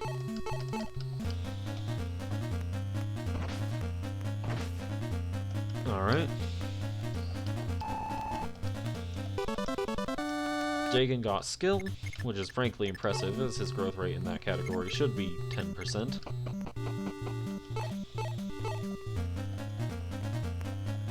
Have Ogma finish off the Iron Sword, or one of the fighters with the Iron Sword. Daros is gonna go ahead and get rid of this fighter. Or not. That works too, I suppose. This fighter should be too concerned for his own safety to fight back, though, hopefully. And Lena is in range to recruit Mathis, so we're gonna go ahead and take care of that real quick. Not staff. Talk. Mathis, is that you? It's me, your sister, Lena. Lena, what are you doing on here on the field of battle? I was captured by bandits, but the Altians saved me. What about you? Why are you part of this army? I know you fled Macedon because you do not love Prince Michalis, but things are even worse there now. He must have it out for me because I was pressed into the army. Now I'm stuck here. I don't want to fight, but the punishment for desertion is even worse. Don't be a coward. You must stand up and choose the path you believe in. Macedon has joined forces with Dolar, and the people suffer for it. It's mortifying. Brother, it is not too late. Join the Altian army. They will welcome you with open arms. They are truly wonderful people. I understand. If I am to die, I should do it honorably, and with style. I suppose it won't be any less strict here, though. After all, I have a sister who can say no to a prince. On that topic, have you found a man that you do like? No. No, there's no one. Well, you're still young. You'll find love. Just avoid thieves and scoundrels. Well, we know who she escaped with. He was a thief. But you know what? We can deal with that. So now I'm gonna have Marth go ahead and do what he does best and use the rapier on a cavalier. That cavalier's down.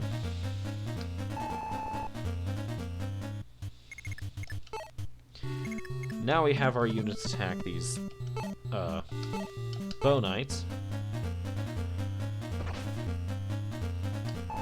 Kane does a hefty chunk in a single hit. It's dangerous to use Sheeta here, but I have I should have a plan.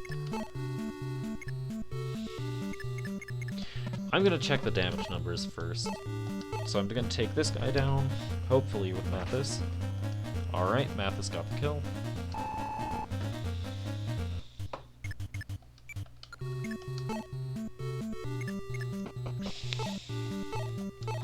Caster shall chip down this bow knight. Caster got doubled. This is not good. So I'm gonna go ahead and do is I'm going to make a mistake and trust that Sheeta will be able to get rid of this guy.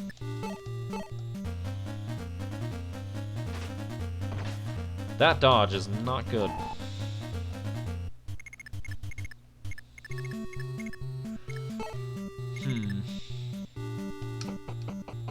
I'm gonna hope that this bow knight goes for Riss, or one of the various other people without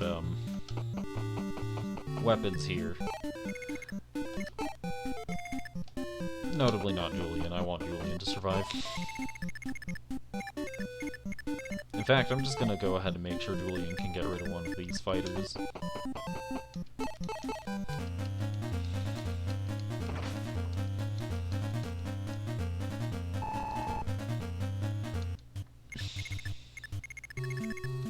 Alright, that's as close as I can get. If Sheeta dies, and that will be unfortunate.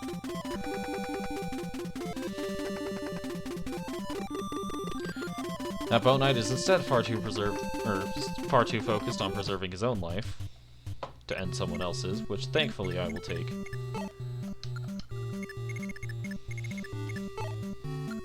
One, two, three, four, five. Alright, Sheeta should be safe to attack this guy again. This time with a sword, just for accuracy's sake. Alright.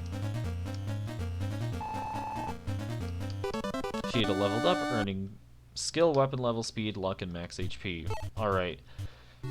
Overall, 16 speed is amazing, 12 luck is really good, and 10 skill is very reliable, but I kinda wish Sheeta had gotten more than just those 3 stats. Like, come on, please. I beg of you. We're gonna go ahead and have Marth visit this village. Kind Altian, please find some way to save this land. It is not much, but my people have gathered 5,000 gold to fund your war effort. Use it wisely.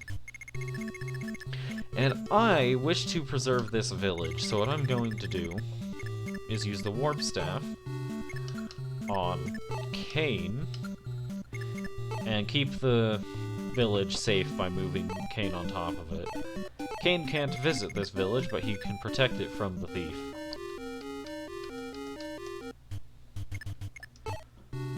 In fact, there is no visit command for him, but what there is the wait command. And if the thief can't access that front opening, he can't access the village.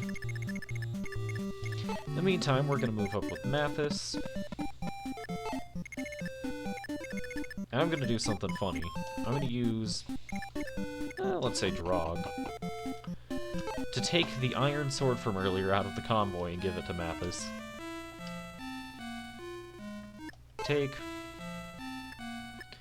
iron sword. I also want to get that armor slayer on someone, but I'm not quite sure who yet.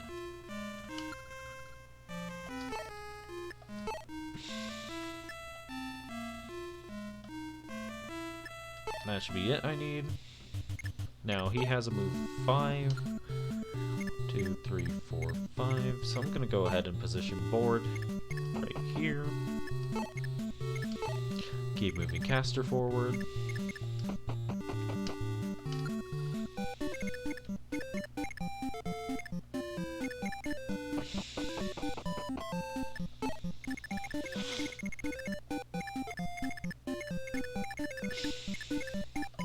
Gonna have Ogma chase this guy down, and his other cohort that's escaping to the nearby fort. I guess far away fort. Alright. Ogma is once again leveled up. Weapon level, speed, and max HP. Man, I seriously wish my units would get some strength. That would be nice, but no. No. We can't have it that way, apparently.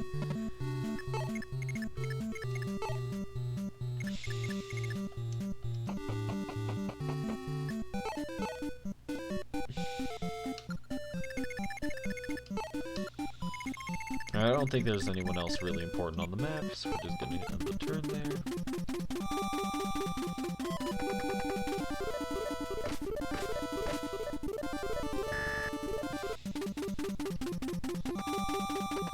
Alright, nice kill from Marth. And, Marth is at 1 HP. This is perfectly normal. He's fine.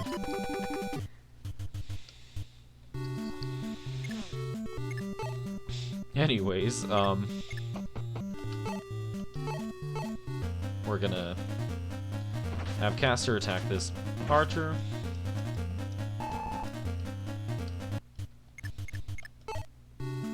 Have Sheeta finish the job.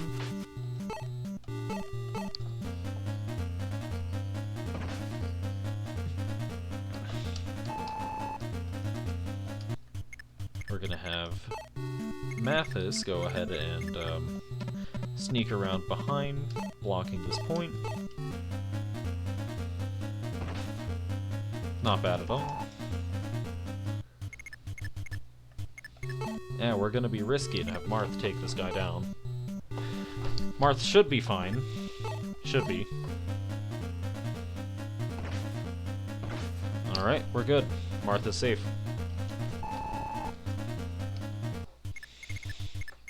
We're gonna move Lena in.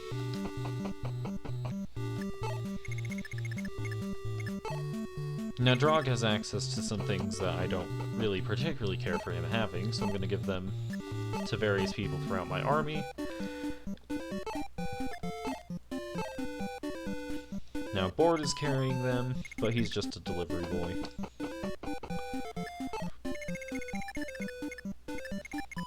Daros shall advance to somewhere. This thief has not moved since his target has been obstructed, to say the least.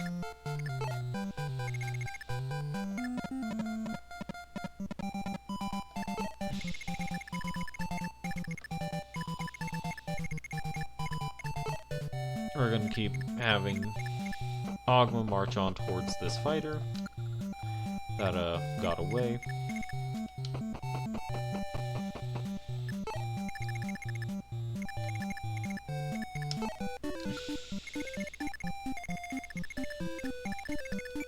That looks like everybody important.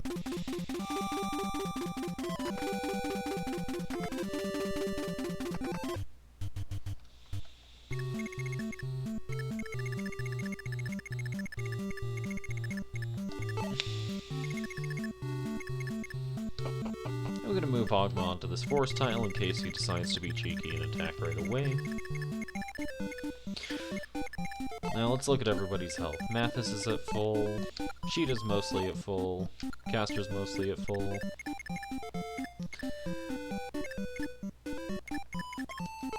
Marth is at 1. And Daros could use a port. I'm gonna have Lena go ahead and heal Marth. Not warp. Heal.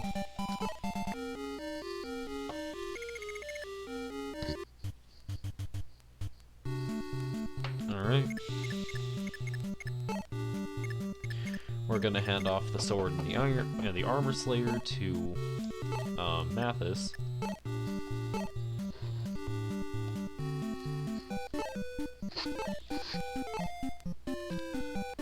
I don't particularly plan on using Mathis, but he's a good sort of replacement for Abel, since Abel's dead. And he'll help us get some stuff done on the map while we don't have that other Cavalier.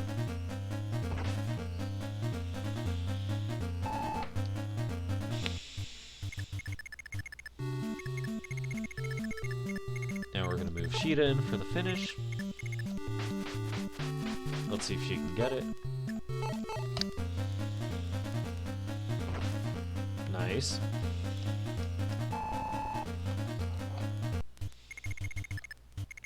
Now there's this tile here, which is an arena where you can fight for gold. I don't particularly plan on using these because it turns out that your units can permanently die in the arena, and frankly I'm not dealing with that. Especially given the talent I seem to have of getting Marth down to 1 HP.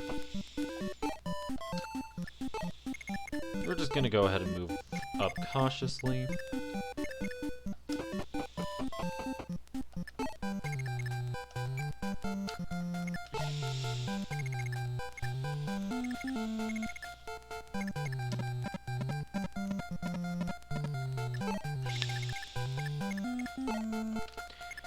Here we have some units without anything particularly notable, except Bentheon, who's got a Rider's Bane. This is effective against riders, such as Cavaliers, so we don't particularly want to have them fight him.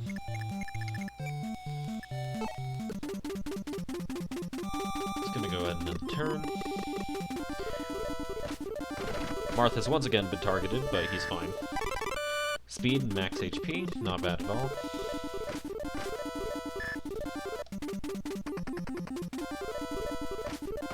This thief has had enough and is trying to get rid of Kane. And Og was just going to take this guy down. No trouble. I'm going to have Kane finish off this thief so that the village is safe.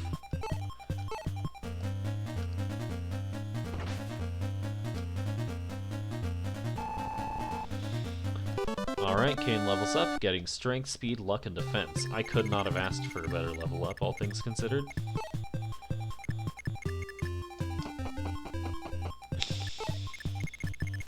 Now, I kind of want Marth to finish this guy off because nobody else is really as qualified for the task. He has effective damage against Cavaliers, and this guy's a Cavalier. And he's not a Cavalier, which that guy has effective damage against. So we're going to go ahead and have Sheeta chip away, and we're going to have Castor finish.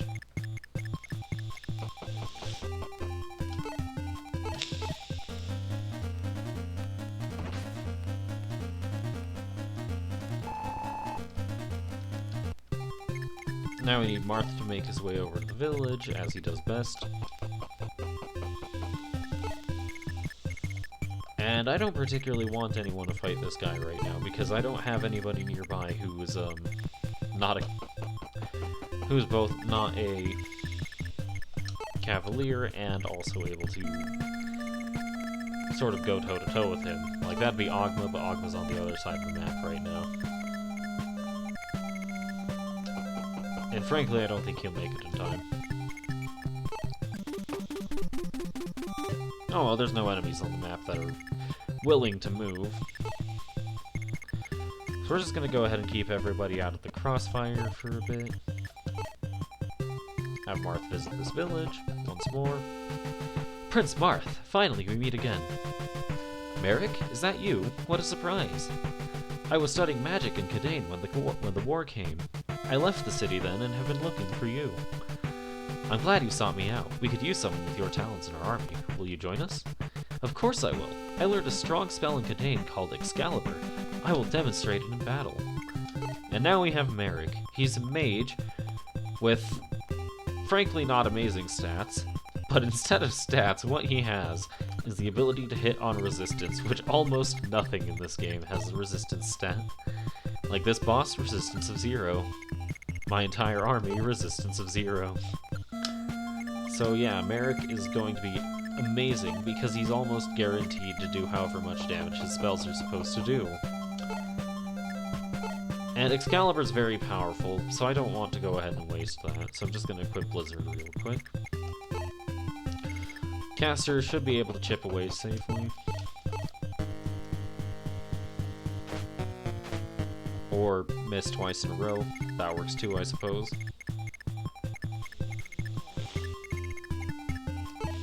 Now I want Lena into a position where she can cure Marth next turn. And I'm just gonna see if I can think of some way to get the men's staff to Lena. Alright, knowing Ogma has 7 move, what I can do is 1, 2, 3, 4, 5, 6, 7. Move someone to that 7 spot, and 1 beyond so you can trade. Julian's move should also be 7 if I'm not mistaken. Yes, 1, 2, 3, 4, 5, 6, 7. So once again, we see if there's anybody we can move to 1 beyond that.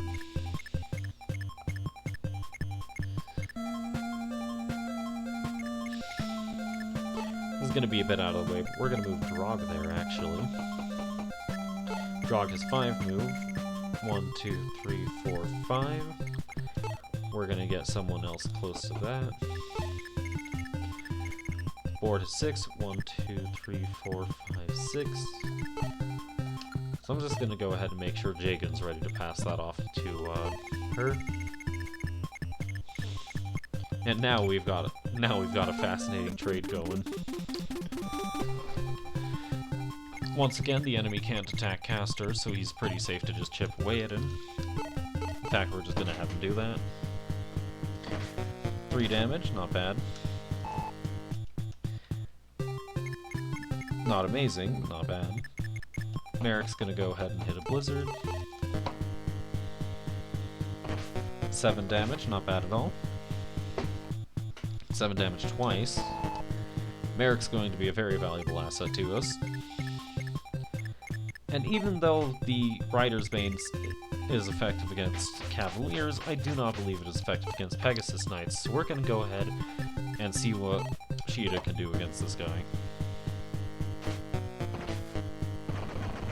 Critical hit for 6 damage. Sheeta would have done 2 damage if not for the crit. Her strength is not exactly impressive, to say the least.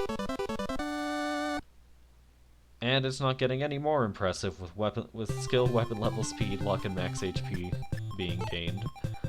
We're gonna go ahead and put that Rider's Bane in the convoy.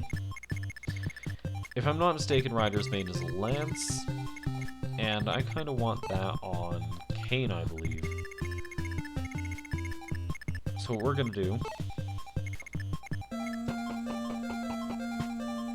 convoy,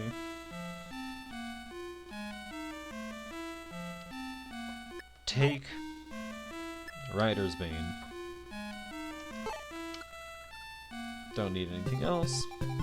Now Court has 6 move, 1, 2, 3, 4, 5, 6. Lena has 5.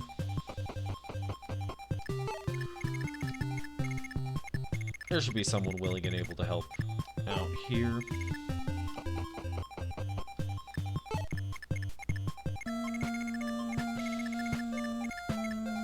Just gonna move Kane closer to the item he needs to pick up. Anyways, we move Marth closer to the throne. Not like that.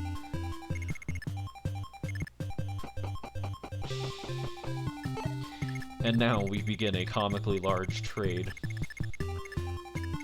Ogma, you're gonna give the men's staff to Julian. Items, mend, trade. Now, Julian, you're gonna come over here and give this to Drog.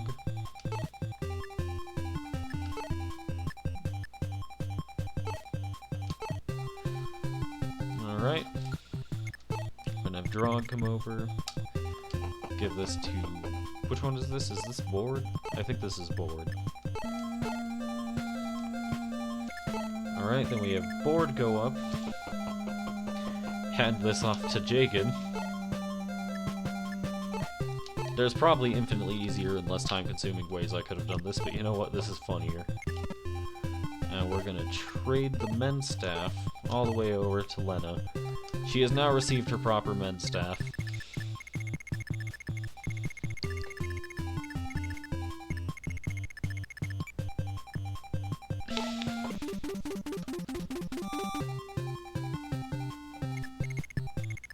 Alright, and now as for the Rider's Bane, does Ogma have 7 move? Yes. Alright. So we're gonna have the Rider's Bane be given to Ogma. Ogma is gonna take the Rider's Bane to Julian.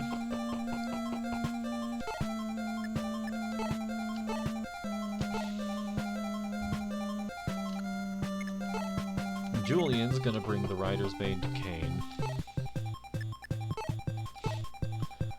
Gotta love these trade chains.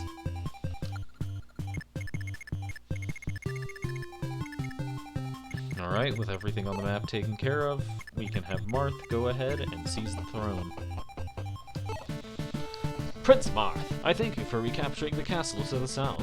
Captain Hardin is guarding the king and Princess Nina in a fortress to the north. If you meet up with Hardin, please give him this silver sword. Marth can't carry the silver sword right now. So we're just gonna go ahead and save the game and move on to the next chapter.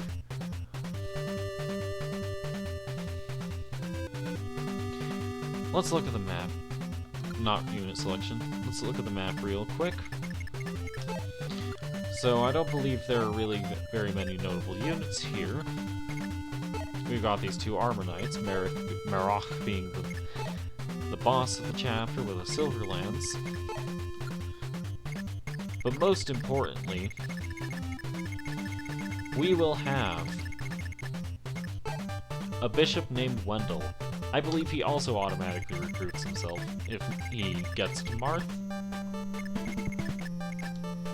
So we're going to go ahead and pick our units, which are going to be Jagan, Kane, Sheeta,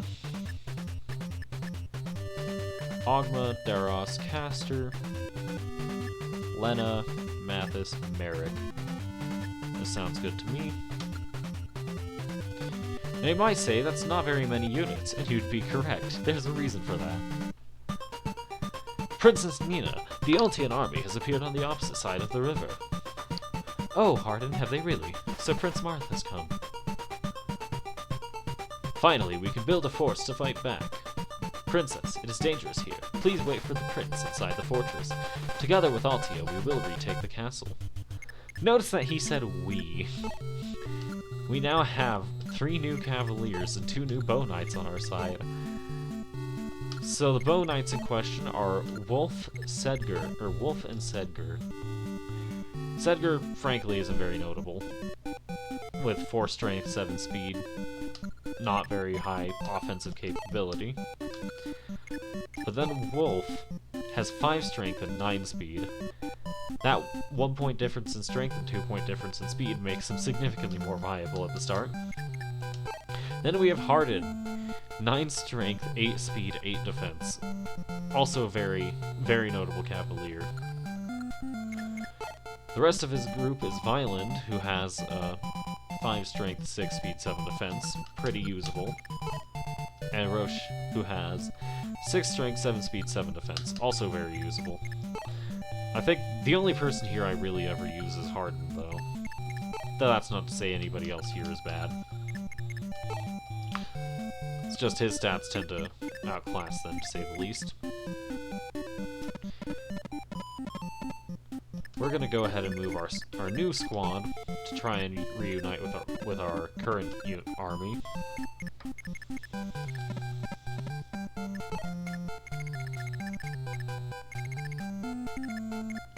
Now there's a village up here that we want Marth to visit eventually. But before that, we're just probably going to go ahead and have him deal with these guys with the rapier. So these guys have 9 move. 1, 2, 3, 4, 5, 6, 7, 8, 9. I'm just going to have Marth deal with them one at a time, if I'm being honest, because it's a bit risky to have him take on any more than that. And we want some other units to back him up, namely Daros and Ogma.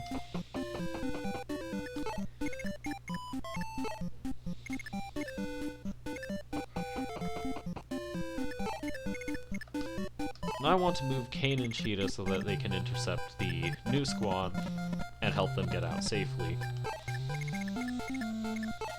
I'm going to leave that to Kane, Cheetah, Caster, and Merrick.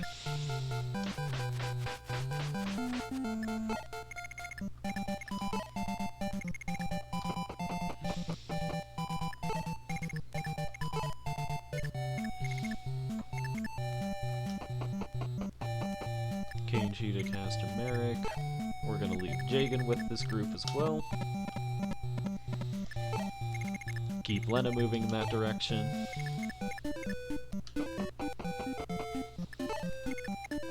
And we keep Mathis on this side of the screen as well.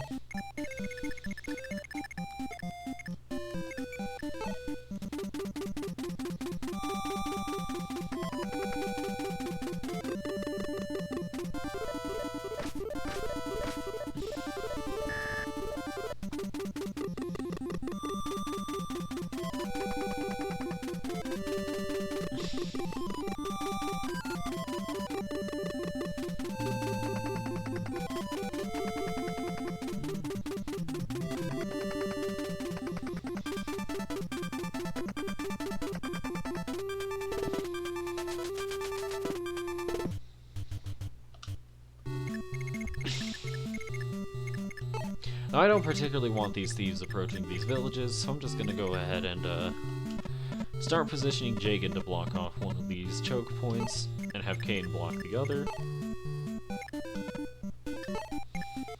Actually, I can have Sheeta block this one.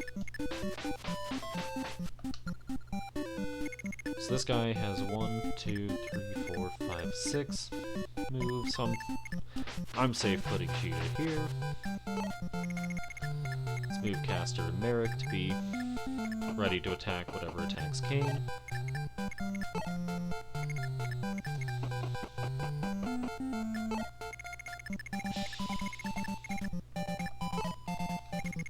Alright, we're gonna have Ogma jump on this guy.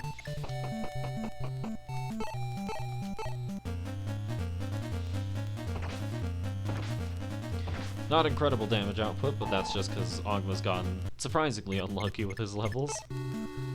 Daros is gonna attack as well. And miss. Mathis is gonna attack.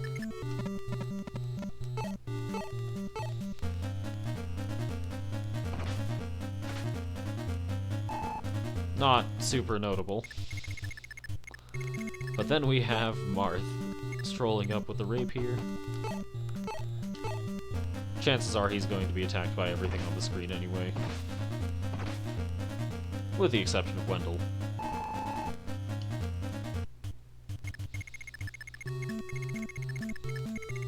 So we're gonna want Lena to be somewhere.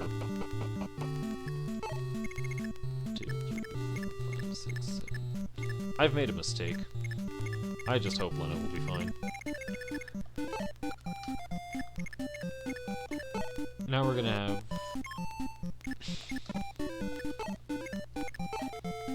Hardened Squad at least attempt to move up. Frankly, putting a bunch of Cavaliers by a forest makes it a bit difficult to use them, because they can't really move that far.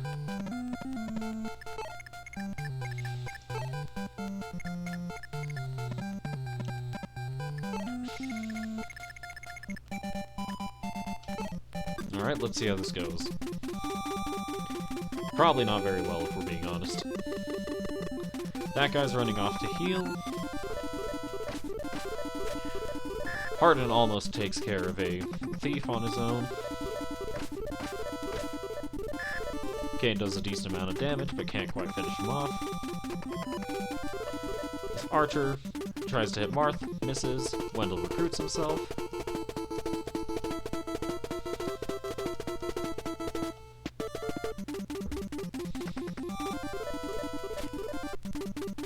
And this Archer, this Pegasus Knight tries to attack Marth. It does not go well for them. Now Wendell, if I'm not mistaken, can use staves as well as offensive magic, though only specific kinds of offensive magic. But he's very good at it. Wendell is also going to be an invaluable part of our army moving forward. So what we're going to do here, I'm going to have Ogma chase this Cavalier and finish him off so he can't get the chance to heal and cause problems later.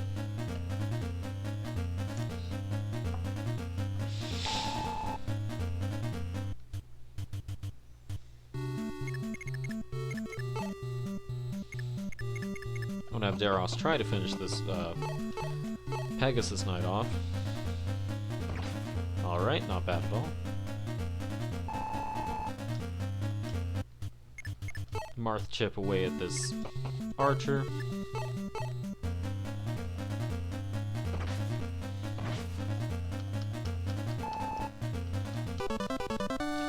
Strength, speed, luck, and max HP. Not bad at all. Good job, Marth.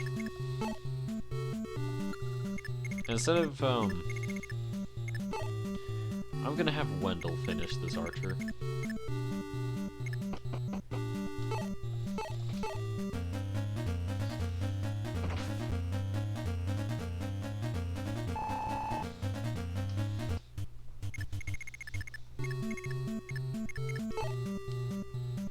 Now I'm going to position Caster to take down this thief. Alright, not bad at all, he did it. Let's see what level he gets. Speed, max HP. Well, speed's pretty good. Max HP's alright. And he's not going to be making use of much else if we're being honest. We're going to Merrick attack this Armor Knight.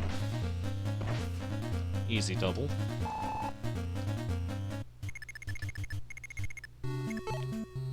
Kane should be able to finish off with a plain lance.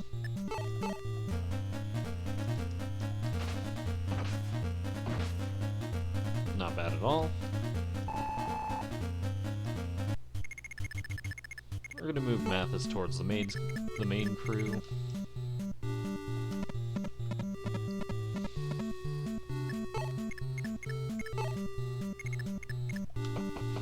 Keep moving Lena forward as well.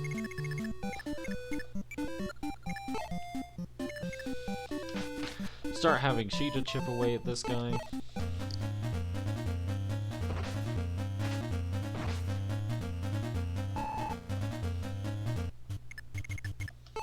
Have Jagan start blocking this point so he can't run away to the village. And now we're getting somewhere. We're gonna have Wolf take away and hopefully take down this guy. Nice crit.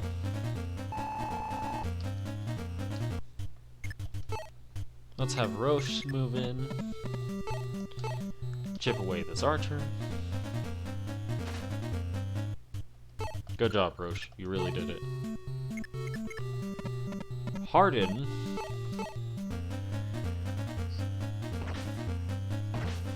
Hardin takes it down single-handedly. Not bad at all.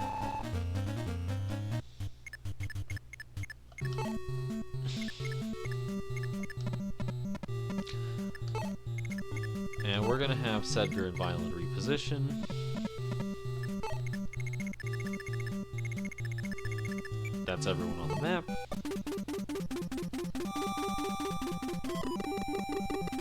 I've made a mistake. Okay, that's a javelin, we're fine.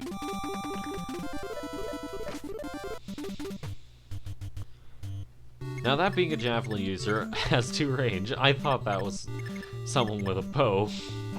I was very concerned. But we appear to be alright. I'm gonna have Sheeta finish off this thief as Marth moves towards the village. There we go. Not bad at all, Sheeta.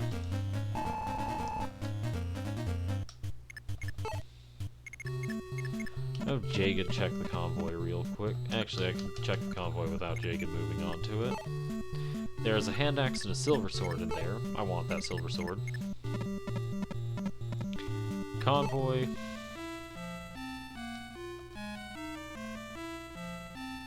Not store. Yes. Take. Silver sword. I don't particularly need anything else. This one's carrying a lance. This one's carrying also a lance. Alright, now it's inventory management time. So...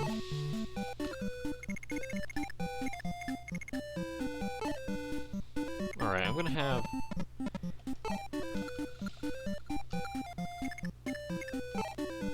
Mathis deal damage to this archer.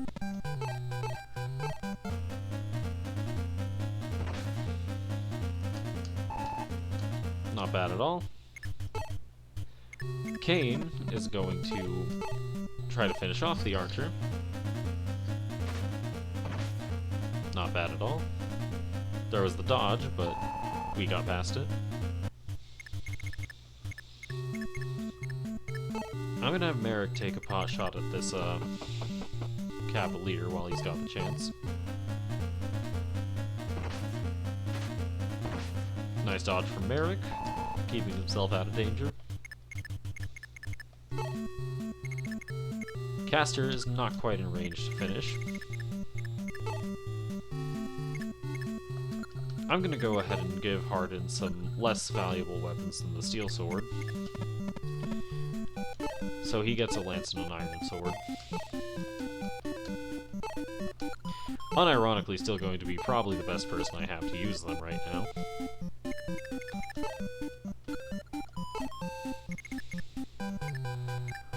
Probably just gonna prepare to dump off violence inventory in the convoy. I'm gonna give Sedgar's bow to Wolf.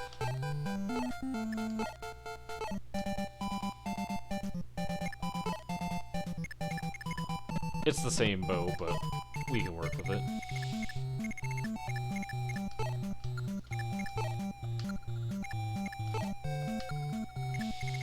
Gonna move Lena so she can heal Kane next turn.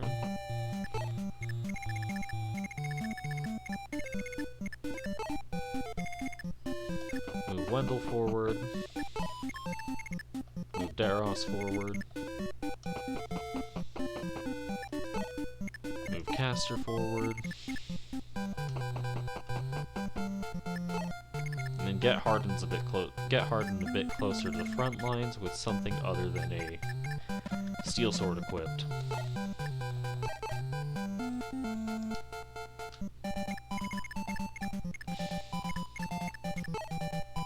I don't believe there's anything particularly worrisome on these knights.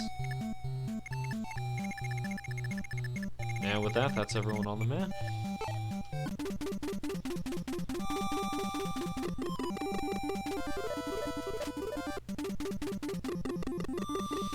That Cavalier is a brilliant tactician. Strength, speed, weapon level, max luck. What was that? Kane got a good level up. Not bad at all. We have Marth visit this village. Boy, what's that look on your face? Haven't you ever seen a backwoods village like this before? Speaking of rare sights, when I was last in Pyrathi, I saw a manakee. An old man stood there, but suddenly he turned into a dragon. What a shock. Truth told, I was scared out of my wits at the first sight of it. I've heard rumors about the dragonkin, that some survive to this day. Still, I never thought I'd see a manakee with my own eyes. What are you looking at? Oh, this? I picked it up on my trip. It's unusual, this glowing stone. I have no idea what it's for, so you can have it. It makes me uncomfortable anyway. What a nice young man. I hope we can speak again. So we're going to go ahead and store the Firestone. The Firestone is something necessary for Manicheets to transform into their dragon forms. This will become relevant later when we get Manicheets. For now, I'm gonna go ahead and have Lena heal Kane, since he's a bit low right now. Have Wolf move up and attack this archer, or this javelin guy. No, that was a lance, that wasn't the javelin. Either way, not bad at all from Wolf. Have Kane step up and finish off the actual javelin guy. Nice crit.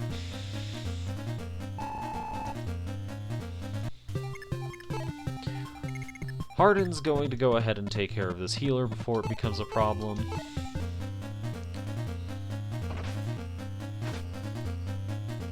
Or not.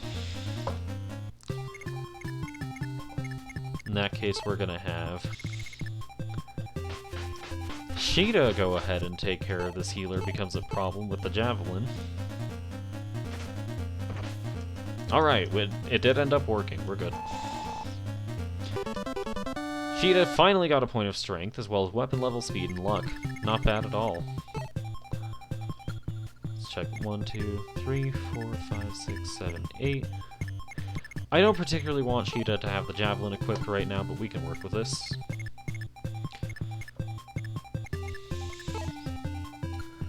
Violin's gonna go over to the convoy, or at least over to Jagan, who happens to be on the convoy.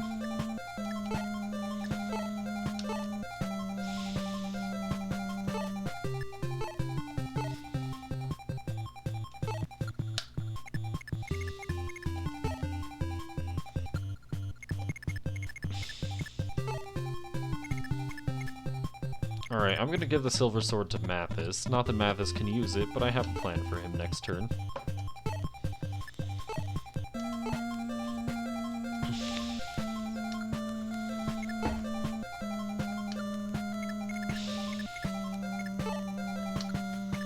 I'm gonna go ahead and have Roche visit the item shop, since he's not doing much else. I'm gonna move Wendell up a bit further.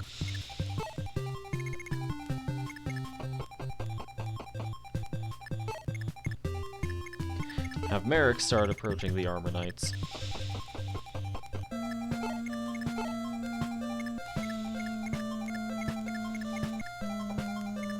Mathis move into position for some trading next turn.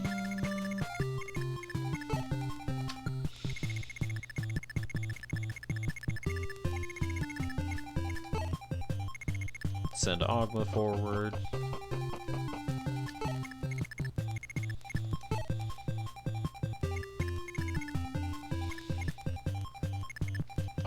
Have Daros move up.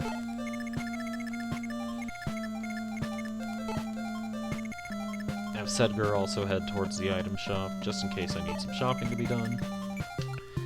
And this looks good to me. If I'm not mistaken, this Pegasus Knight is in range of Sheeta.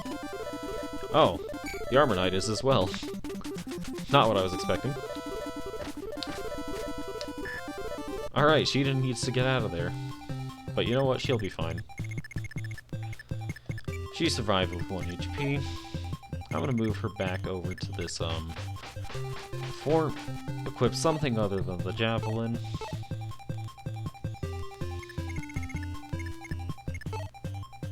Gonna have Caster try and take care of this.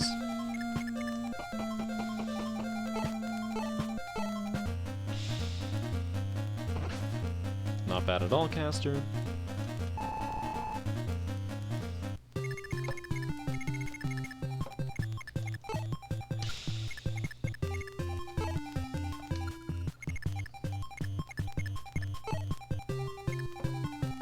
Merrick is going to move up and attack the Armor Knight.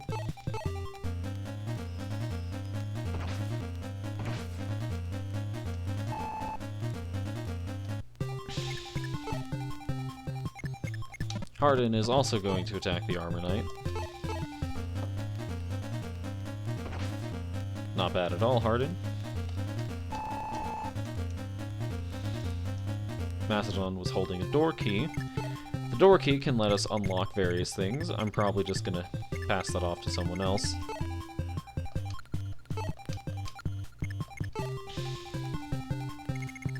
Mathis is currently holding the Armor Slayer. I'm gonna give him a shot against the big bad of the chapter. Though I don't particularly want him to engage, because this guy could hurt a lot with 7 strength and a silver lance. Mathis's bulky 7 defense should let him survive, and he's faster anyway. But I don't want him to take more than 1 hit.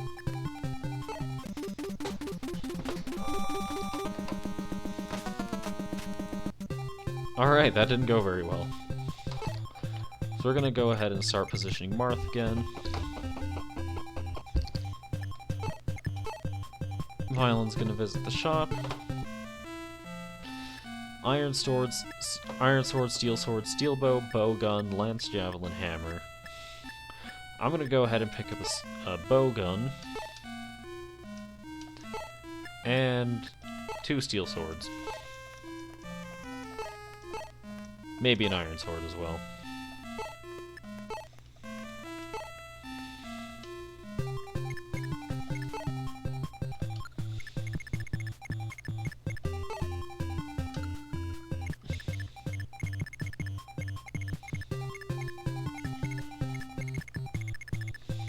Where on earth did Violent... Okay. This is Violent, right?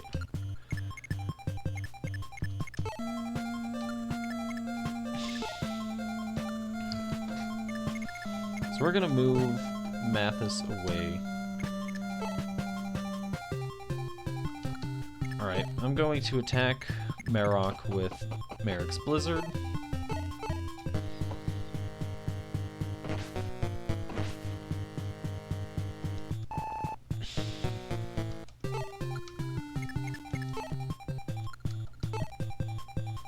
I'm going to give this door key to Merrick.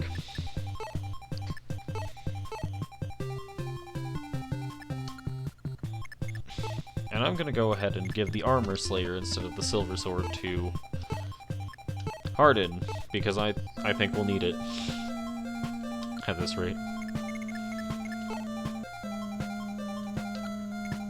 And I'm not feeling confident having anyone other than Merrick or Hardin attack the boss, so I'm just gonna end the turn there.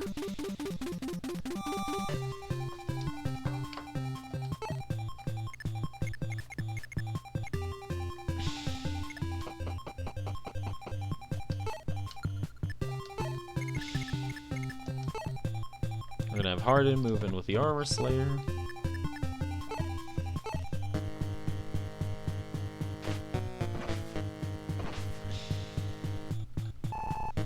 Not bad at all.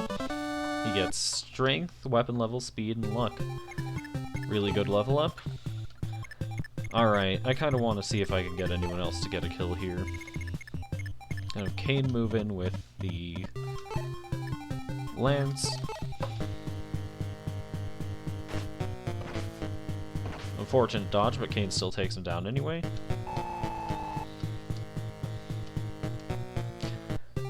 Kane got the Silver Lance, but we're going to go ahead and store that since his inventory is full. And we're also going to go ahead and store Violin's inventory since his inventory is full as well. Actually, no. I've got a better idea. So Violin needs to make it to Wolf, who is over here. Can he make it? Let's see. Just barely not. Move Wolf up 2.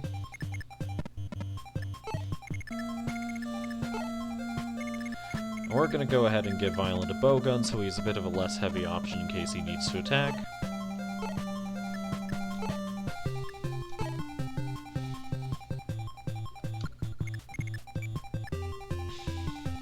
Gonna have the turn there. Now all that's left is getting Marth to the throne.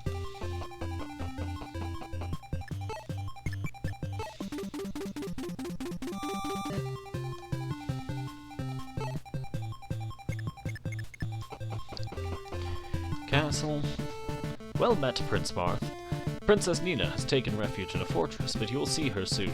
Many enemies await you in the castle. You face many dangers. Do be careful. Now we're gonna save. Now here we've got a castle map. This takes place indoors, but as far as I can tell, there's no notable distinction. So we're gonna take with us Marth, Kain, Sheeta, Ogma, Daros, Caster, Lena, Merrick, Hardin, Wolf, Wendell,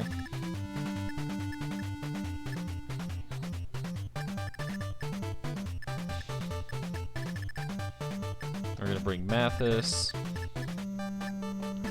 I believe Violin's carrying a lot of stuff right now, and we're gonna bring Julian.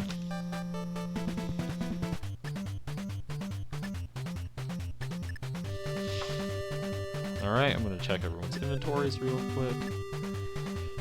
Nothing important there, nothing on Roche, nothing on Sedger.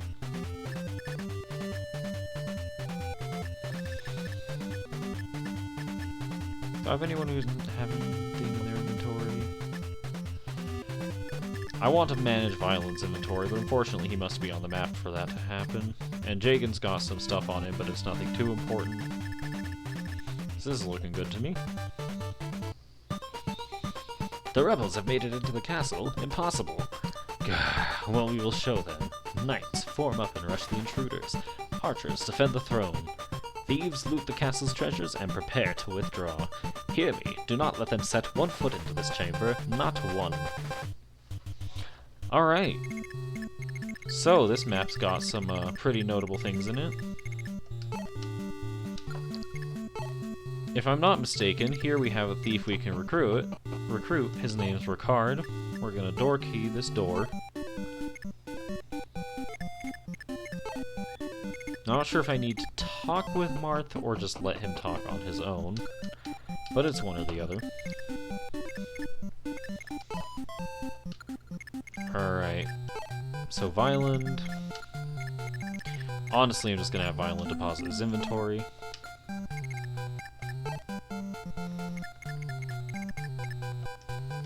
As well as check the shop when he gets the chance. Hardin, I want to move up as much as I can. With the Iron Sword equipped for now. Now there's a chest up here that I can't really get right now, but I want to get it.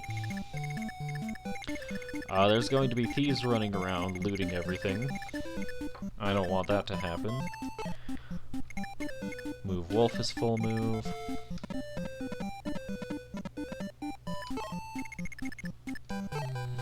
Move Kain his full move.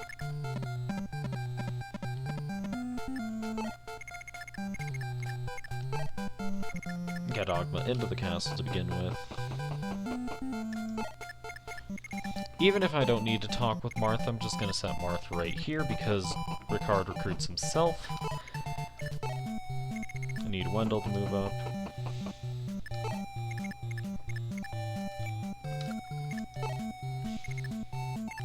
Want Julian to start approaching some treasure. But before that, I'm gonna move Mathis up his full move.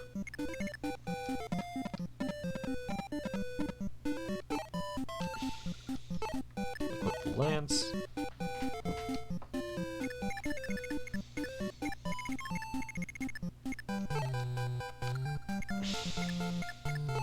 Now Daros move up.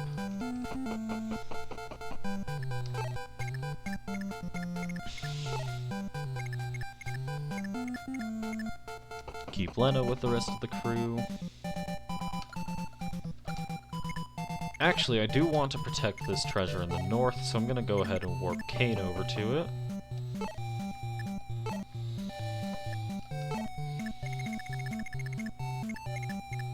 Now, the closest thief is merely outside, so I'm gonna drop Kain outside as well.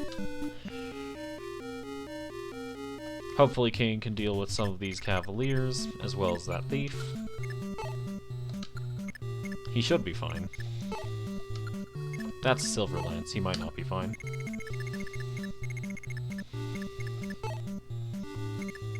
Keep moving everybody up.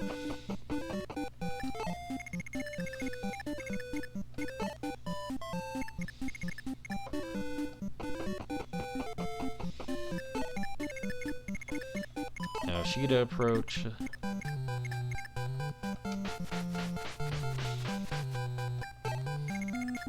And that's everyone I can move for now.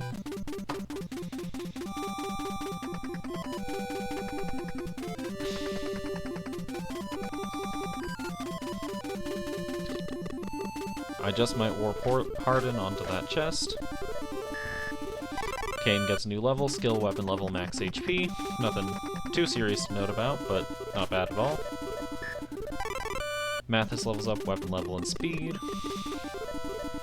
Kane fights Silver Lance guy, dodges and takes no damage. We're good here. Ricard has recruited himself.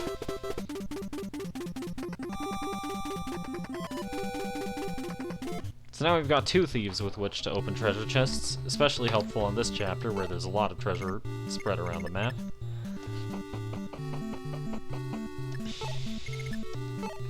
Just gonna make sure Marth can get as far forward as he can, given he's actually really good so far.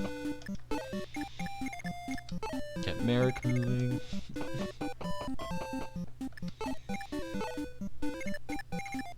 Wendell's not quite in range to help with his Armor Knight, but we can work with this.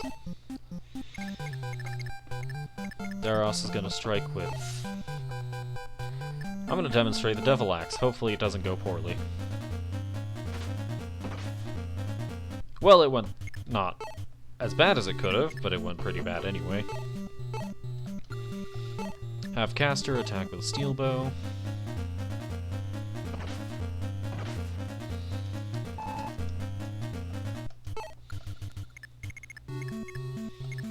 Have Wolf attack also with a steel bow.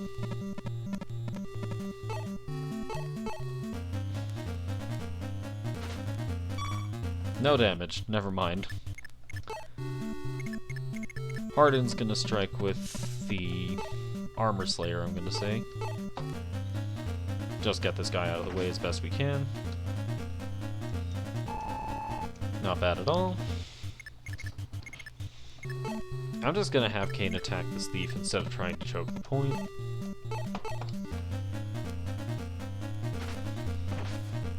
Terrible mistake. This was a bad move on my end.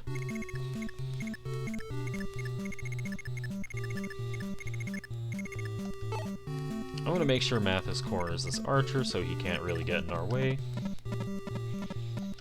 And start chipping away at him.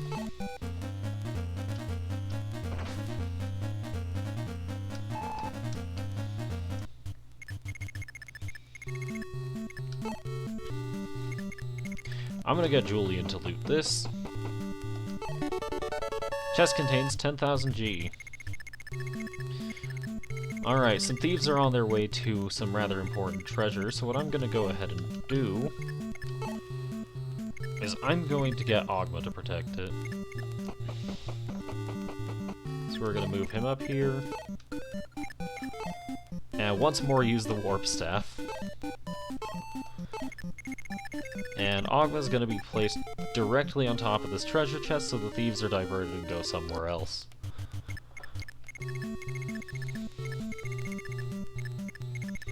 Now with that out of the way, we can move Sheeta up as well.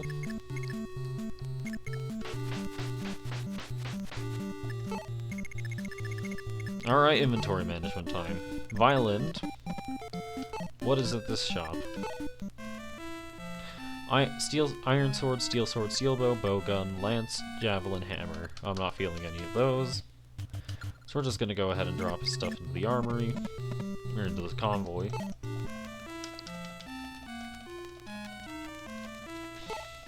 Store. Both these steel swords. In case it's not obvious, this game rewards you with a lot of gold, so using the convoy is not a big issue in the slightest.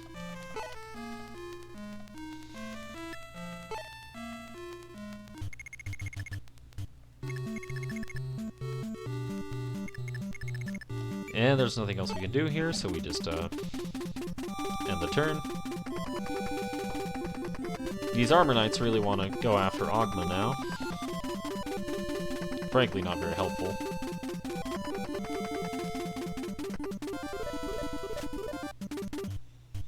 That archer can't really do anything against Mathis.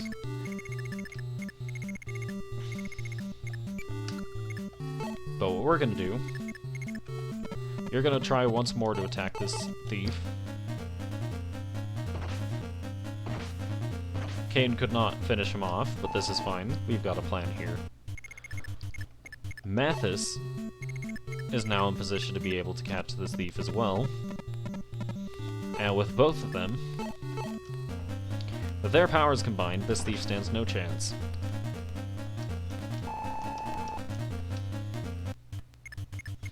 Alright, now we're going to move in some other units.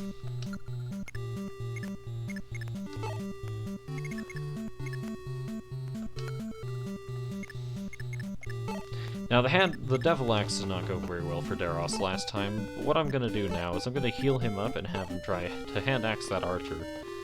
If the hand axe connects, it should kill him. Come on. I was wrong.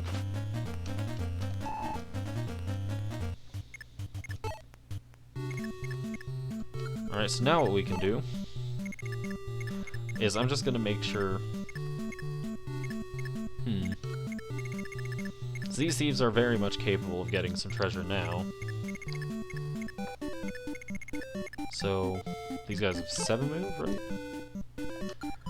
1, 2, 3, 4, 5, 6, 7. 1, 2, 3, 4, 5, 6, 7. 2, 3, 4, 5. 1, 2, 3, 4, 5, 6, 7. Alright, these treasure chests are in a bit of jeopardy. So what I'm gonna do, I'm gonna place Caster on this one. Have Harden start, Harden placed right here.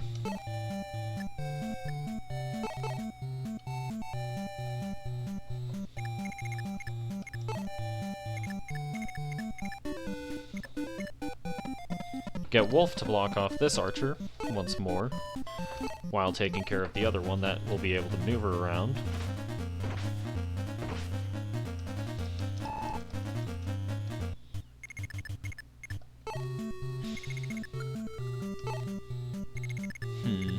This is not a great situation to be in. Move Julian up.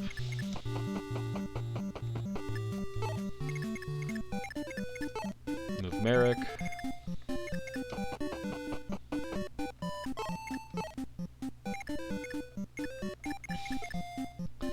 Start moving Wendell up.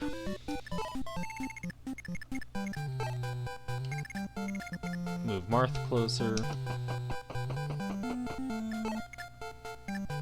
I don't want Sheeta to be in range of an archer here, so we move her here. And Ricard can move up as well. Alright, this is not a favorable position to be in, but we're going to leave Ogma there, and hope he can fend off the Armor Knights on his own. He cannot. They can't hurt him, but he can't hurt them.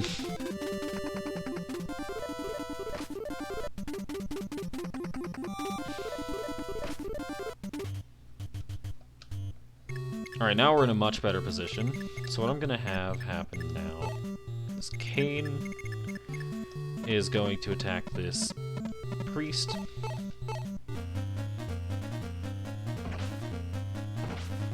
He got him on his own.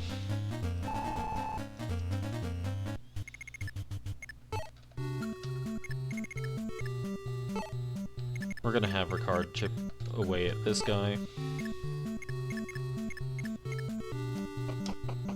Not quite like that.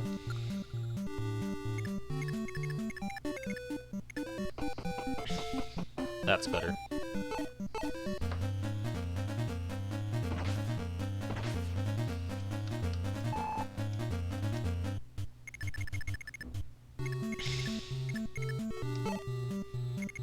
I'm gonna play a bit risky and have Daros attack this mage with the Devil Axe, of course.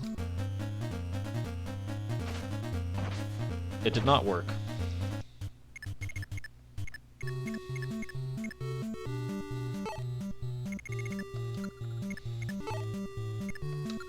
Alright, so what we're gonna do now,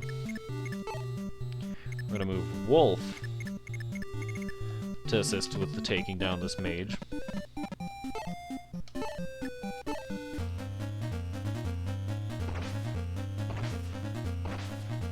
Not bad at all, Wolf. He gains Strength, Luck, and Max HP. Pretty good growths overall, or pretty good gains overall. I'm gonna move Caster so he can help out with these thieves.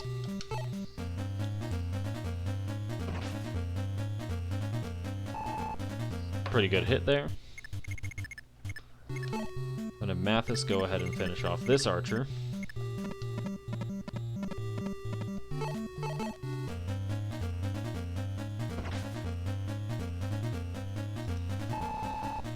I'm not going to lie, I did not intend to make this much use out of Mathis, but he's been a pretty good replacement for Cain ever since Cain fell. Or no, Abel, since Abel fell. Let's see. Now, who are all my thieves? Where's Julian? Alright. So Julian's gonna go ahead and loot this treasure. Chest contained Physic. This is a staff that can heal anyone from anywhere on the map.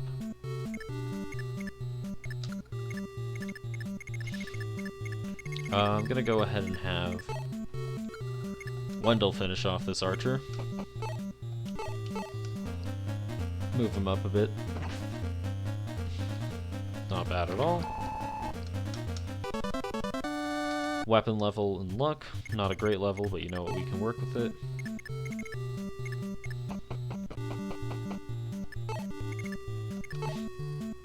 Now I'm going to spend some time getting Sheeta into position to assist with these. I'm just going to let Hardin have this one now that the other thief's has been weakened. Hardin does not double, notably. This is a important miscalculation.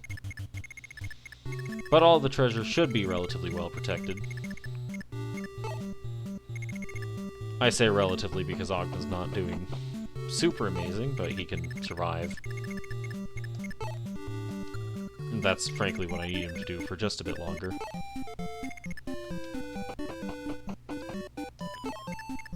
And that looks like it.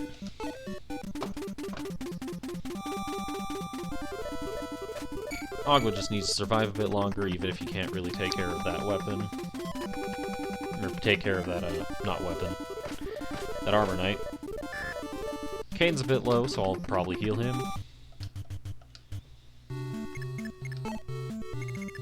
Alright, now we can finally get Ogma some assistance. I'm going to cast Thunder on this Armor Knight. Doesn't go down right away, but takes a pretty hefty chunk of damage.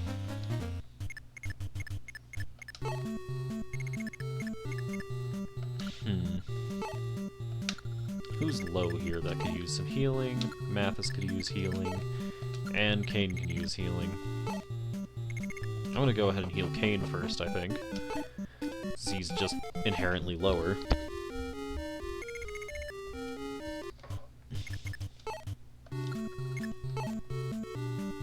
We're gonna try and have Kane fight this knight again. Not bad at all. Let's check this level up. Skill and max HP. Not stellar. Let's Mathis finish off one of these thieves, I think.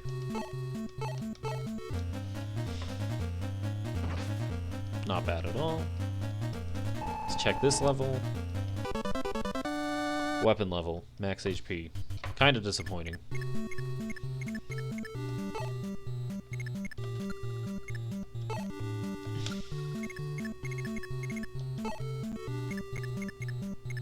Once again, have Caster chip away at these thieves.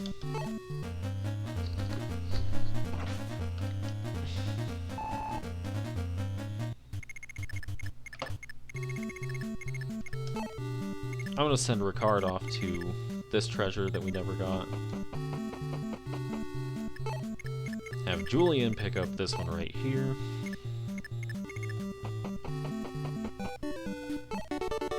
Chest contained an armor slayer. Not bad at all. Might want to give that to someone coming up here.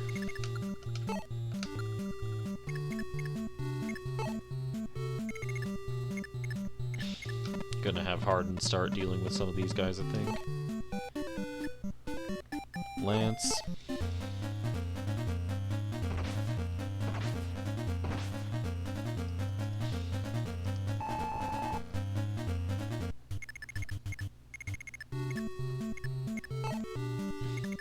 Can Sheeta make it to one of these thieves? Yes, she can. Go ahead and lance that. Not bad at all.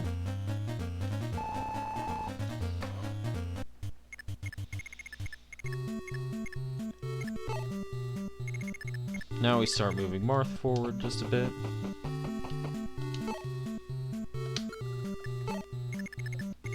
His iron sword's running a bit low, but I think I might just want to go ahead and break that anyway.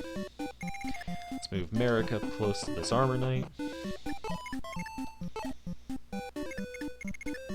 Daros gets to hang back a bit, and so does Wolf, because they're both kind of low.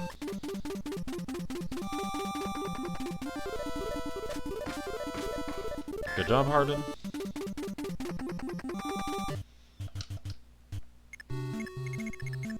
I'm feeling like giving this one to Sheeta as well.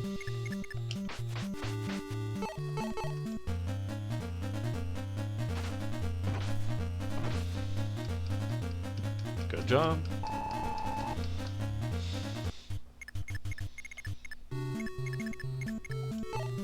Alright, Ricard, what are you gonna find? Killing Edge. Critical hit sword, not bad at all.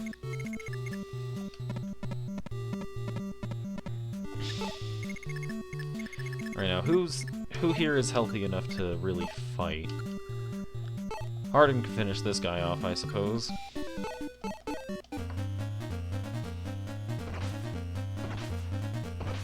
Alright. I'm gonna heal up Harden when I next get the chance. Strength, speed, and defense. Everything I could have asked for out of a level up. Not bad at all. Now we start moving. Kane, are you injured? A little bit. Might as well use a heal staff, top that off.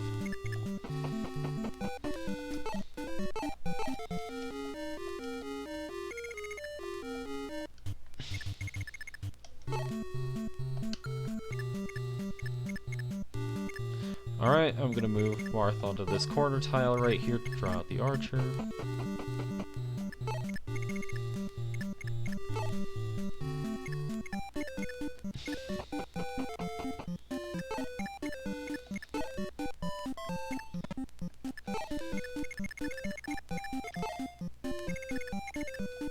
Start moving Mathis down. Get Caster down. Get our non-Castor casters down.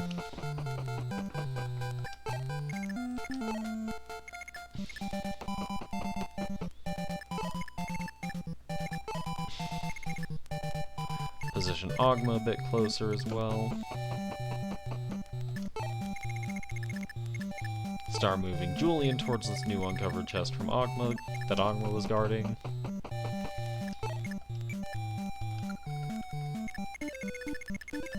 And that looks like everyone.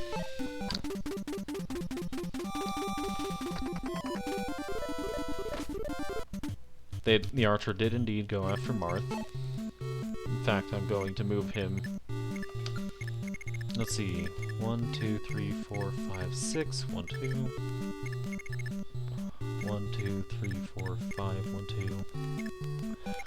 Alright, if I want to draw out the next archers, I'm just going to have to put Marth in range of the mage as well. He'll be fine, I think. Probably. Hopefully. Not bad at all. Get some chip experience on Marth. Have Daros close in for the kill. Devil Axe, go. 20 damage, not bad at all. Alright, Daros, get a good level up here. Strength and HP. Not anything I was hoping for, but strength is always nice.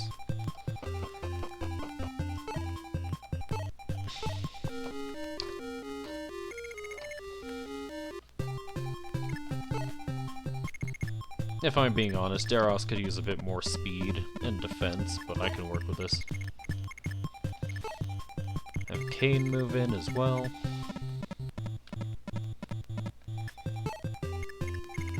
Alright, Julian, open up this chest. Seraph Robe. This increases someone's max HP by... I don't remember how much, if I'm being honest, at least not in this game. So what I can do is I can go ahead and have Violent take that out of the convoy.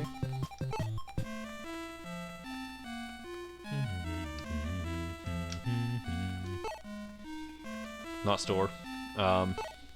Take. Well, let's go ahead and grab the Seraph Robe, since I want that on someone soon anyway.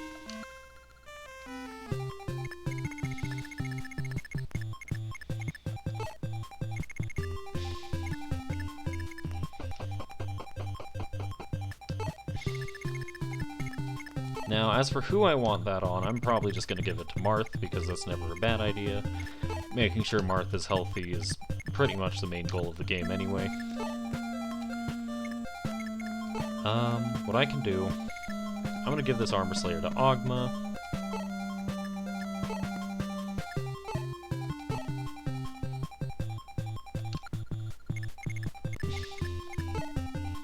And I'm going to give Julian's Armor Slayer to Hardin.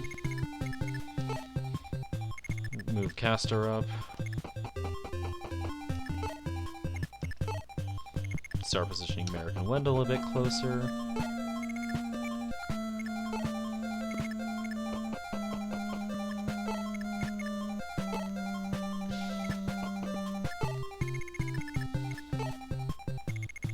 Move Sheeta in.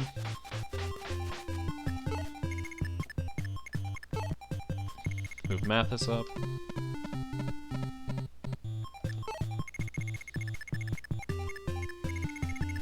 And that looks like just about everything I can do for now. This archer wants to attack Marth, not surprising. This mage wants to attack Marth, also not surprising.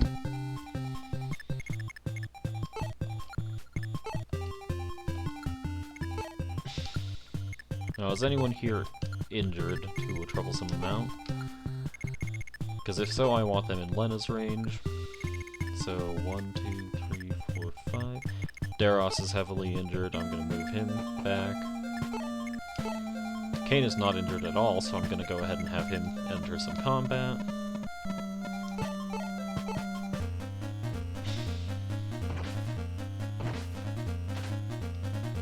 Nice dodge, Kane.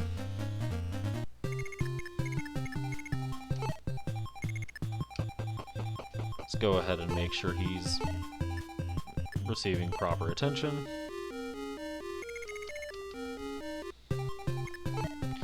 Sheeta can go in and finish this guy.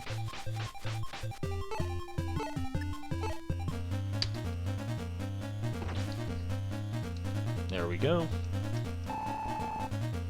Alright, she gets skill, speed, luck, and defense. That defense is pretty big.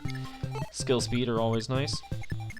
Luck is just something not super important, but nice to have. It's no strength, but we can work with it still. Ogma's gonna go ahead and chip. Marth's coming in for the kill, I think. Not with a rapier.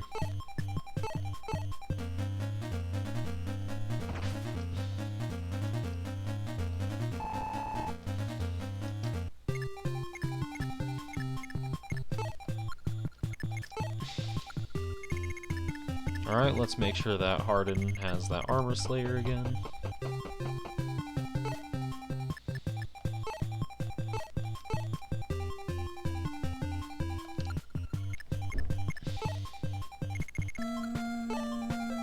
Hardin's very low, so I'm not going to move him in quite yet. But 1, 2, 3, 4, 5. I'm gonna put him right here. Now, who else is low? And we start moving this Seraphobe over.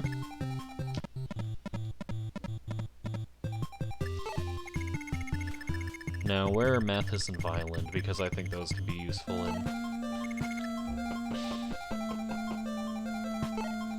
Alright, what does he have again? Just the Iron Sword and the Killing Edge, we're good.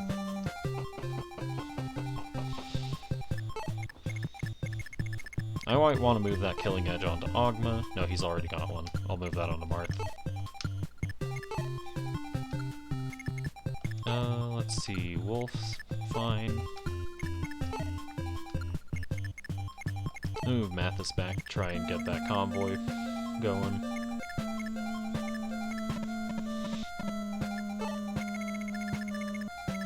I'm gonna need a couple turns anyway. Merrick can move up. And Wendell can also move up. I'm gonna start taking pot shots at this healer with Wolf.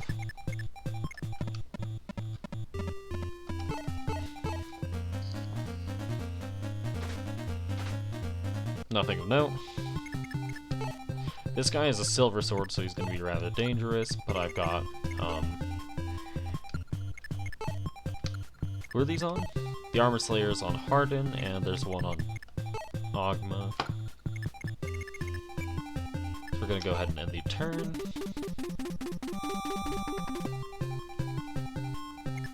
Alright, I could not have asked for a better position for that mage to move to. We're gonna have Ogma chip with the Iron Sword again. Alright, the Iron Sword is broken, but this is no big deal.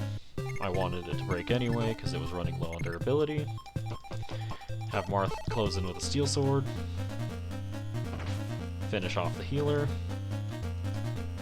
34 experience, not bad. Not bad at all. Alright, Merrick, first year up. Hit him with Blizzard.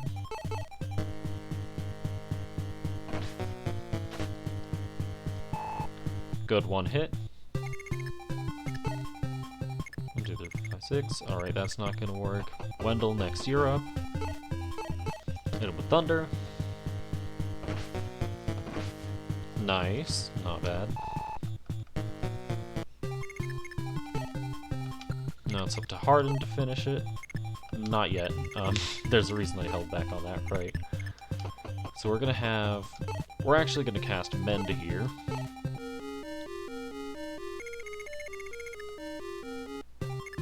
We're gonna have Julian give Lena the Physics Staff.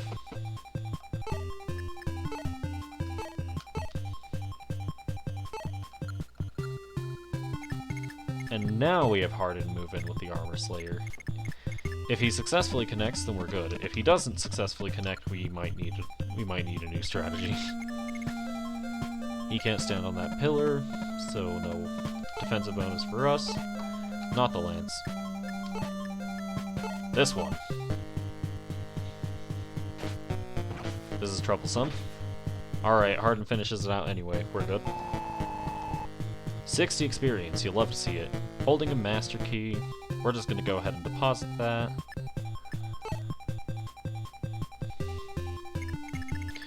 Alright, now we can go ahead and figure out our next big trade chain. So, Violent has... How much move again? 9. 1, 4, 5, 6, 7, 8, 9. So we're going to go ahead and move Rickard up 2. Upon closer examination, I think I want this on someone who's able to face combat other than Marth. So this is probably going on either Kane or Hardin. Probably Hardin. So then you have 7. 1, 2, 3, 4, 5, 6, 7. Daros has a full inventory. Mathis has holding onto the silver sword, so 5, 6, 7.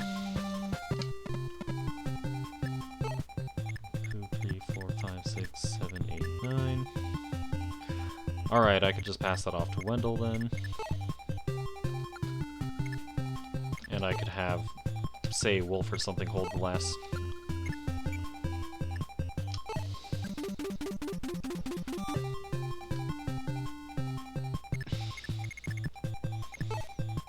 Alright, before we end the stream, since it's almost 5, we're going to finish this chapter. And before we finish this chapter, we're just going to make sure the Seraph Robe gets used. Alright, Violent, now you're going to go ahead, give the Seraph Robe to, I believe this is Mathis?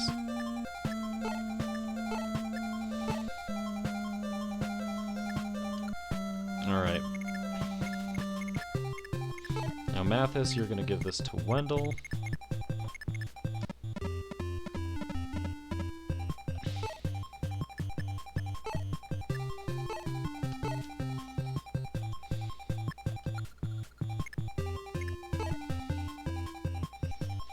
Hardin, you're gonna have, let's say, Merrick hold your Iron Sword.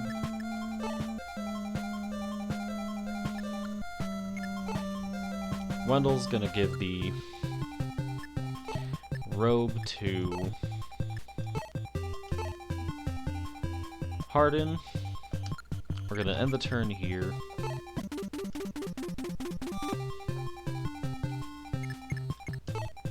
Alright, Hardin. Prepare to become amazing. Seraph Robe used. Max HP increased by how much? 9. Not bad at all. Alright, Merrick, give the sword back.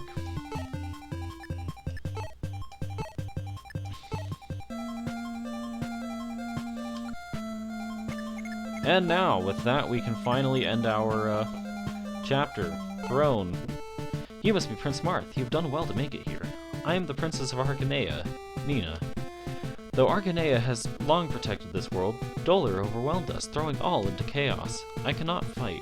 Marth, I beg you, please lead the forces of good and defeat Dolar. You must liberate all the lands Dolar has occupied. Of course, Princess Nina. Altea's allegiance to Archanaea is steadfast. Moreover, as the Prince of Altea, it is my destiny to defeat Medius. I thank you, Marth. I will now entrust you with this treasure. The fire emblem is given to one with the strength to save the world when my royal family cannot. With this, you'll be able to open chests containing invaluable treasures.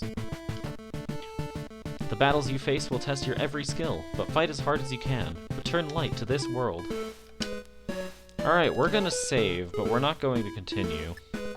Because it has hit 5, and I will be ending the stream.